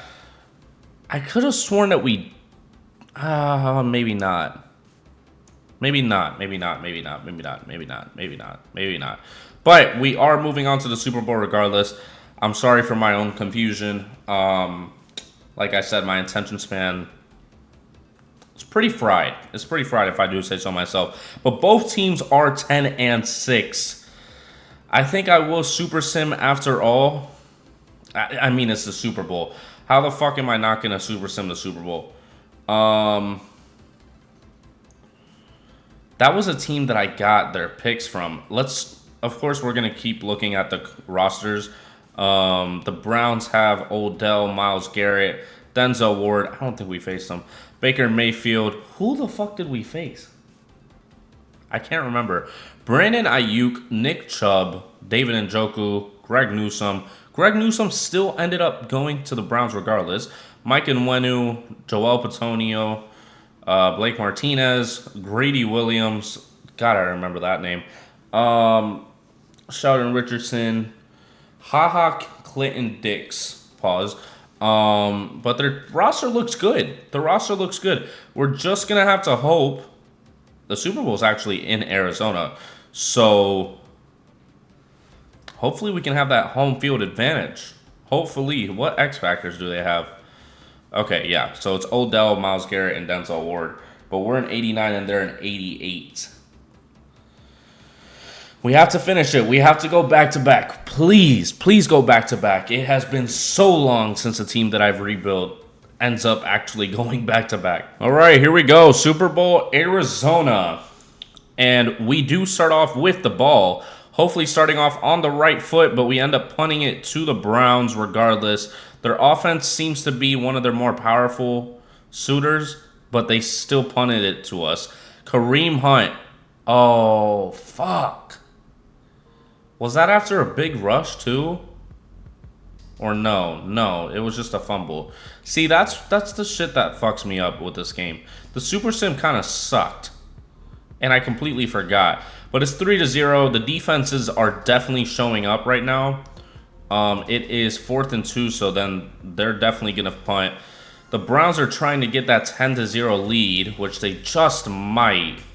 If they can inch towards it. 4th and 1, they'll take another field goal. 6-0, our offense has caught no momentum whatsoever as the Browns throw a pick to us, but Kyler Murray gets sacked for a 7-yard loss and then proceeds. Oh, we get a first down off of a penalty. A good rush by Kareem Hunt, but then a negative 3-yard rush by Kareem. Then we get it to Kareem again. He just might win Super Bowl MVP again. 6-3 if he can break out for some fucking touchdowns, please. Almost the end of the second, and it's a 6-3 game. 3rd and 10 and nothing. With 36 seconds left on the clock, and the Browns have the ball, and they could get another field goal to make it 9-3, which they just might do that, but they don't.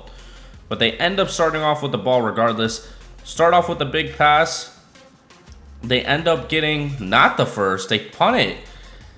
And we have the ball. Kyler Murray seems to be absent today because we cannot get anything going in the pass game. A penalty screws us with Leighton Vander Esch. The Browns get knocked back by a penalty, making it 4th and 12. They have to punt it instead of taking the field goal. 6-3. Close to the end of the 3rd quarter, and we finally break the seal and get the first touchdown of the game. 10-6. We make them punt, which, holy fuck, Matt Willie, you have a fucking leg. Look like Matt Arise out here. Kareem Hunt with a 77-yard rush. He's breaking out. He's breaking out again. 17-6. The Browns need to score a touchdown to stay in it, but we are preying on their downfall right now. 4th and 18 makes them punt it back to us as we have to punt it to them once again. 17-6. The Browns are catching some traction. They get to the 10 off of a reception from OBJ. They get to the 4 with the rush. They get to the 2, and they end up getting the touchdown with Nick Chubb and making it a 17-14 game off of the 2-point conversion to Brandon Ayuk. And all we need to do is hold on to the ball, which I feel like the CPU has no perception of. So I'm going to do it because they can fuck off. Here we go. Kareem Hunt, you have been a hell of a fucking player. We just need some first downs to secure this game. We get to 3rd and 1. We need 1 more yard. Oh, wow. They are pushing heavy to that side. We're going to have to run something else. There we go. There we go. Kareem Hunt. Get us the first down. 2 minutes and 20 seconds left in the game in the Super Bowl. The game of the year, and we lose yards on that rush. He has 142 yards on the day. It would have been 145 if we did not lose yards there. A 2-minute warning hits. And we need 1 more first down to secure this game. And hopefully to get those yards back for Kareem Hunt. There we go. Give me that block. Seals Jones gets us the reception. They have to call the timeout because I dove inbounds instead of letting them push me out. There we go. Beautiful. Kareem Hunt is going to get another touchdown on the day. And we're going to have a 2-touchdown day for Kareem Hunt and almost 200 yards. 24-14. I'm not going to fuck up the defense. I'm sorry. I know you probably wanted to see me play on defense, but I'm not going to do that. I haven't played Madden 20 defense since the last Super Bowl because I needed to. But I'm hoping that this defense can hold their own. 4th and 3. They go for it, and they end up getting it with Nick Chubb. 36 seconds left on the clock. I'm going to jump in because I don't think there's any chance that they really get back into it, to be fair. And they used their last timeout for some odd reason. They could have saved it. Oh, they want to go Hail Mary. That's basically why. Okay. So we're going to use your Leighton Vander Esch. Baker Mayfield. That was another one that I was also thinking of. Sneak peek. If you're this far into the video. Because this is probably going to be a long one. The Browns with Baker Mayfield. Because I think he was in the same draft class. No, he wasn't. I'm stupid. He was the year before, so I would have to go back, but I have the draft classes for that already. So it would be fun regardless. I could also just make the Caleb Williams one for that one just to add some more content to it. But we did not get the interception to completely seal it, but I think that wasn't fourth down. They're going to go for it on fourth down regardless. 8 seconds left. I don't know how you're going to get 10 points in 8 seconds, but I'd be pleasantly surprised if you do. I find it very unlikely, though. Get the pick. It's just going to drop to the back of the end zone, and the Arizona Cardinals win back-to-back Super Bowls under Juan Blanco. And now they beat Baker Mayfield and company to add to their history, really. I mean, they've been around since the first teams of the NFL, and they haven't really had the same success as a lot of recent teams like the Patriots and things like that, but it's good to see them on top again. Maybe we can have a three-peat. Who knows? Oh, fuck. I simmed past it. Fuck me. We didn't get to see the team holding the trophy again, but it was probably going to be the same players. Kyler Murray. Not the man we thought he was going to be. But Kareem Hunt, the man we thought he was going to be. 184 yards and 2 TDs. Completely outperformed our QB, of all people. 164 and 1 TD.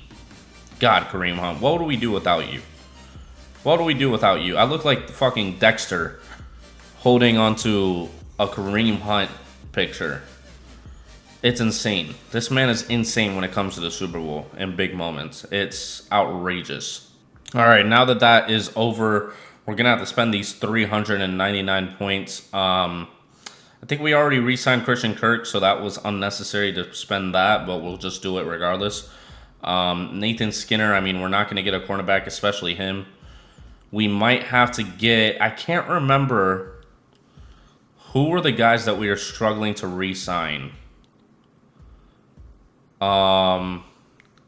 Chris Thibodeau, what the fuck? Kayvon Thibodeau's brother? I can't remember. But we're going to take a look at these offensive linemen regardless. Carson Falk, not the guy we want to get. Riley Leroy, early second-round pick talent.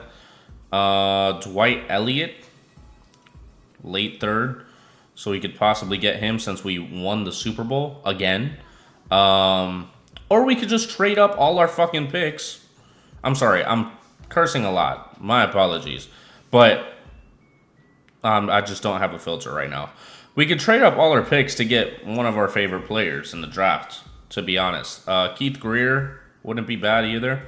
Ray Hardy, left end, doesn't look horrible. Sean Simpkins. This Madden 20 seemed to have a favoritism towards middle linebackers. Whenever I was making the draft classes, I saw a lot of middle linebackers. But, hey, it is what it is. Okay. And our contract got extended. Great. So we're going to keep winning. Well, let's see how far we can take this. I mean, if I get a three-peat, I'm leaving it right there because that's all the dynasty that you need. I mean, I could end it right now, but I kind of want to keep going to see how it ends off. Next season might be the last season, just to end it to where we are in today's. So it was Joe Thuney that we were struggling to get. You're a superstar X Factor, but you're an 83 overall. Make that make sense. Okay, Joe Thuney, please come back to the team. I'll give you a 2.75. You're a certified bitch. Okay. Oh, tight end. Yeah, I think that's the position we're gonna go after. I think it is. Andy Isabella, please. Okay, great. So we keep our wide receiver core. I would like to re-sign you, but I feel like you're gonna fucking regress a lot. So I might let it rock until I see how teams are treating that. I mean, Superstar X Factor is great and all, but you mainly got that because we won the Super Bowl. So I'm gonna have to play it by ear. All right, free agency. Our probably last one. Fucking, whoa, this is a shitty one. Because people are pushing hard for fucking Damon Harrison. I mean, we might just do it just to fuck around, you know? But we're going to try to get Joe Tooney back. I'll give you 5 and 2.75 for 1 year. 1 over. Some of these guys really just retire and you don't see them ever again. Maybe I should save money. Maybe I should get my guys. Well, I need to get a tight end. Maybe I should get my guys and then keep it pushing because I'm probably going to need money for re-signing people very soon. So Joe Tooney, Damon Harrison to keep that going, and Noah Fant because we're not going to have any tight ends if we don't try to get Noah Fant. We had Joe Tooney. Oh, Justin Pugh. Who the fuck was there before? Hold on. Because maybe I'm really tripping balls. Because I don't know, man. Oh, fucking Michael Brockers, bro. We're so fucked this year. We're so fucked. We're so fucked. We're so fucked. We're so fucked. I mean, I'll get Farrell. I'll do Farrell. God, I'm not overpaying for fucking Farrell, bro. Oh my gosh, you're gonna make me pay fucking Michael Brockers. Whatever. He's gonna play like horse shit. I already know it. But this might be who we have to sign.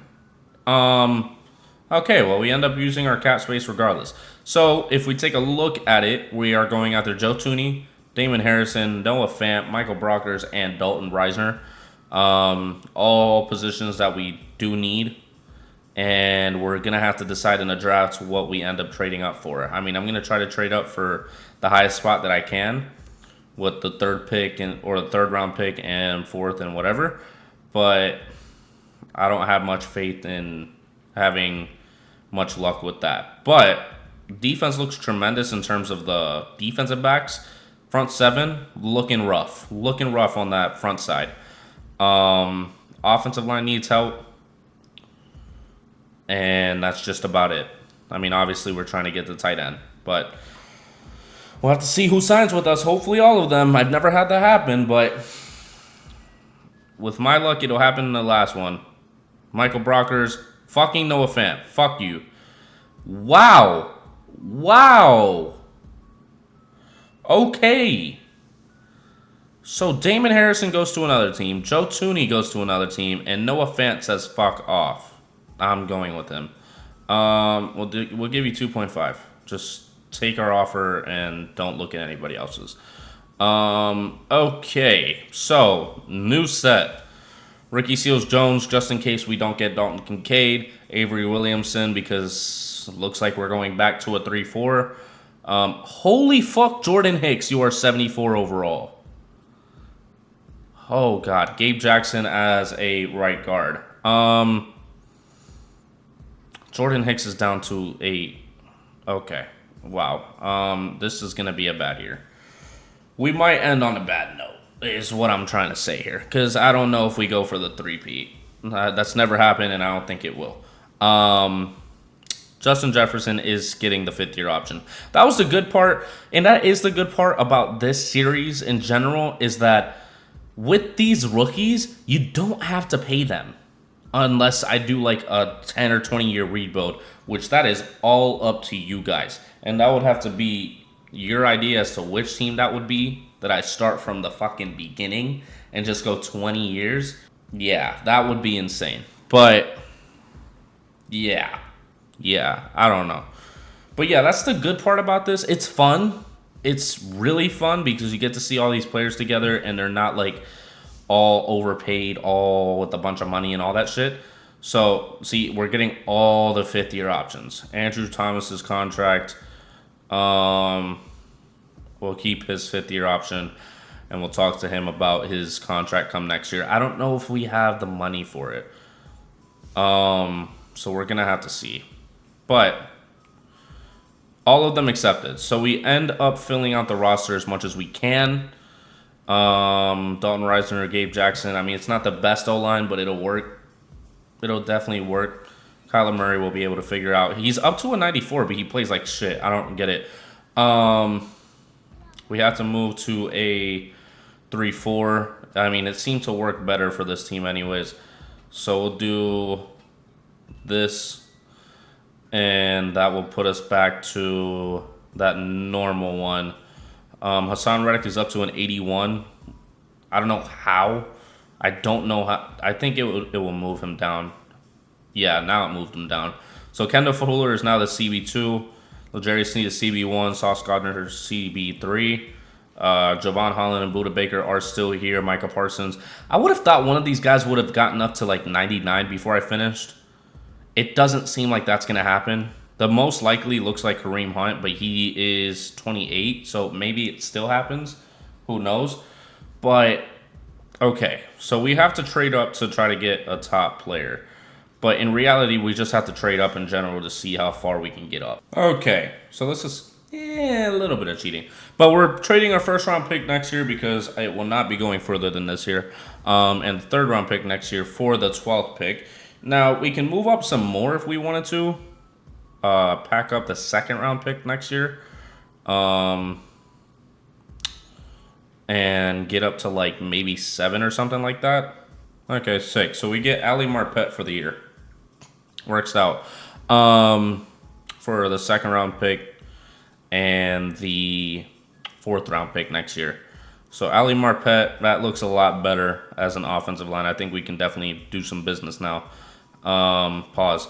That front 7, I mean, it looks great and it also looks shitty. But we're going to have to deal with it as we go. All right, so we have the 12th overall pick. I'm not really going to focus too much on talking about the whole specific guys. I'm just going to hope that my guy falls and we're going to be able to get him. And that's probably Sam Laporta, Dalton Kincaid. All right, going balls deep. Let's see if we end up getting our guy. Devin Witherspoon goes first. CJ Stroud goes second to the Raiders. Will Anderson goes third to the Lions. Keith Greer goes fourth. Puka Nacua goes fifth. Kirby Bernadau goes sixth, so we see where he would have went. Sean Simpkins goes seventh. Bryce Young, the white Bryce Young, goes eighth. The Dolphins take Ray Hardy, which seems like a familiar situation to a previous pick. Jalen Carter goes to the Broncos, and the Vikings take Jalen McAllister. Good thing I wasn't looking for any of those guys. I want a tight end, and it's actually not Dalton Kincaid. I don't know why he's ranked above Sam Laporta, but he has much better stats and had a much better combine. Yeah, so I'm going to go Sam Laporta, even though it doesn't look like Sam Laporta, but it's okay. We need a tight end, and we need him to be performing this year. So we're going to bring him onto the team. 83 overall. That's why I was surprised. I was surprised why he wasn't better. But we'll have to see. It might be his injury. Maybe 85, I guess. I guess that could be a situation. Vertical threat possession and his blocking's okay. But we're going to simulate to the next pick in the third round. Jahmyr Gibbs went to the Texans at the next pick. Is there anybody that we have? Absolutely nobody. Okay. All right, have a day. Have a day, CPU. I don't really care about the rest, to be honest. See who they got us. Let's see who they got us in this draft.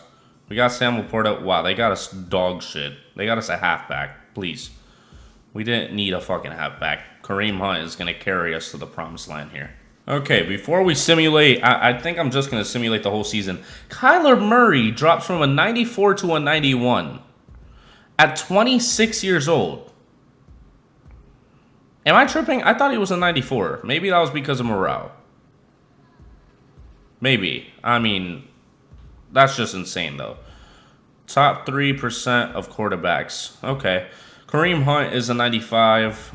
Justin Jefferson, T. Higgins, Sam Laporta at tight end. Hopefully that ends up panning out. We got Ali Marpet from trading our second round pick next year.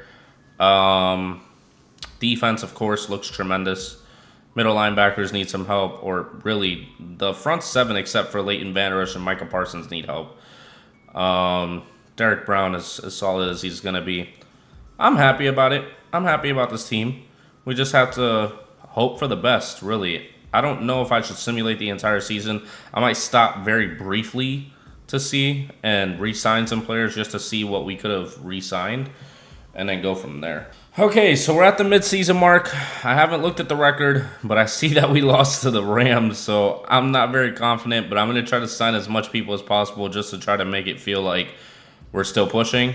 But it's a lot of players, a lot of big players.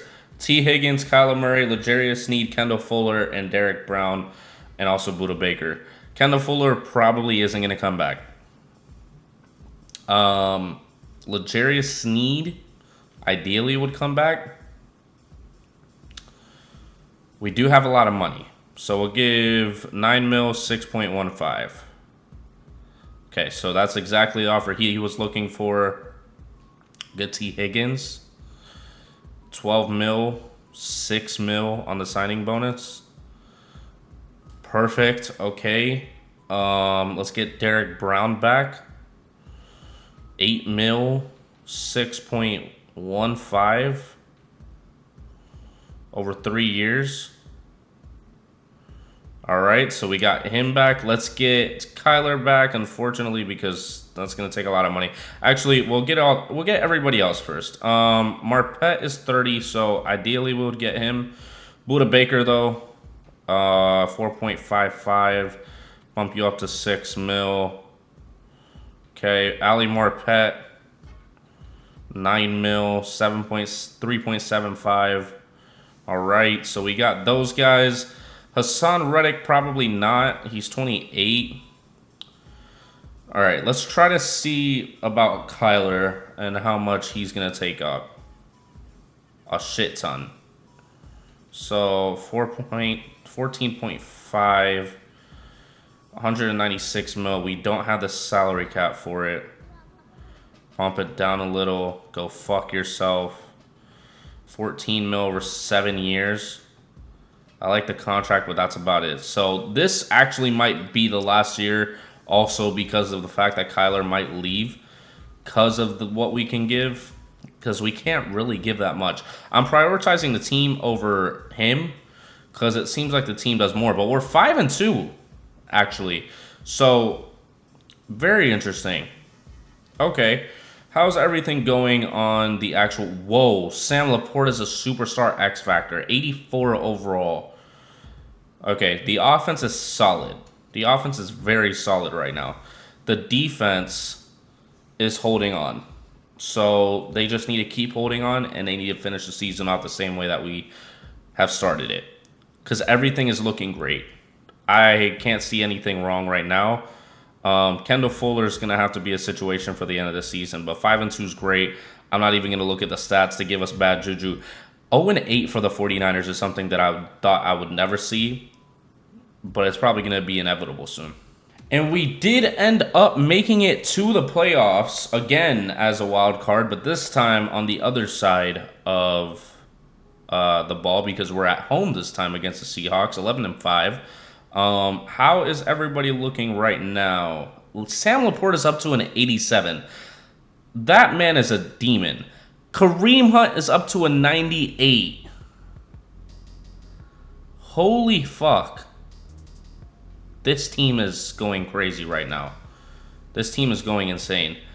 We might just have to sim past. I want to look at the stats. I'll look at the stats. Kyler Murray's performing well. He's doing a prove it year. 4,000 yards, 28 touchdowns, 13 interceptions. Kareem Hunt had 1,500 yards and 18 TDs. Holy fuck, Kareem Hunt. T. Higgins, finally, the first wide receiver to get above 1,000 and 8 TDs. Defense, Leighton Vander Esch had the most tackles. Derek Brown had 17 TFLs. And Micah Parsons had 10 sacks. And we had 3 interceptions by L'Jarius Sneed, the re-signed cornerback that we have. And now we're facing the Seahawks. We already know what they basically have. We're not going to waste any time with it. We're just going to sim pass and hope for the best. And it is going to be The Panthers we face next, which we have not looked at. I don't know if they still have Luke Kuechly on the team. That is a question that we're about to find out. Do they have Cam Newton still on the team? It does not seem like it. But Christian McCaffrey, Luke Kuechly on his downside of his career, 92 overall at 32 years old. But Christian McCaffrey in his prime, this is clearly whenever he is with the 49ers already in our time. Brian Burns hasn't really become the player that he is now, but he's still an 88 overall 25-year-old. Dante Jackson, DJ Moore, Curtis Samuel, Jeffrey Wood, Darren Foster. There is Cam Newton. Is he the starter? He is. Cade McCarthy is the backup. So it is Cam Newton, and he's 34 with a very good squad, or a very decent squad. Maybe not good, but they're good enough to be. They have a good line too. If I can not choke on my own spit. Okay, this is impressive. This is impressive. Let's see if we can get past them. I think we have the artilleries to be able to do that. And the NFC Conference Championship has not us. Fuck. Shit. I thought we were gonna get past those motherfuckers. Gosh.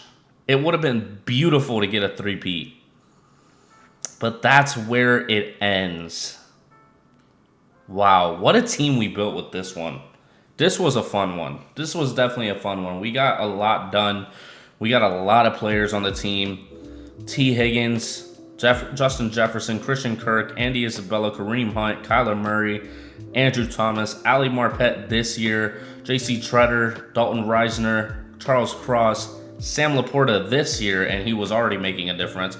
Javon Holland at free safety, Leighton Vander Esch, Jordan Hicks, Avery Williamson, Micah Parsons, Buda Baker, L'Jarius Sneed, Kendall Fuller, Sauce Gardner, Byron Murphy Jr., Hassan Reddick, Derek Brown, Michael Brockers. What a team, and what a simulation that we had with that. I think that's the best way to end it off. And Harrison Butker, of course. I think that's the best way to end it off, just because of the amount of firepower that we had this year and these past years. It was impressive that we were able to do it in the first place. I would continue it, but we're already at the 2024 year, so there's really no point. Then we're just going past that, and it wouldn't make much sense because there's no draft classes to use. So if you did enjoy that, please go down there and like so more people can see it, so we can get this out more with more ideas.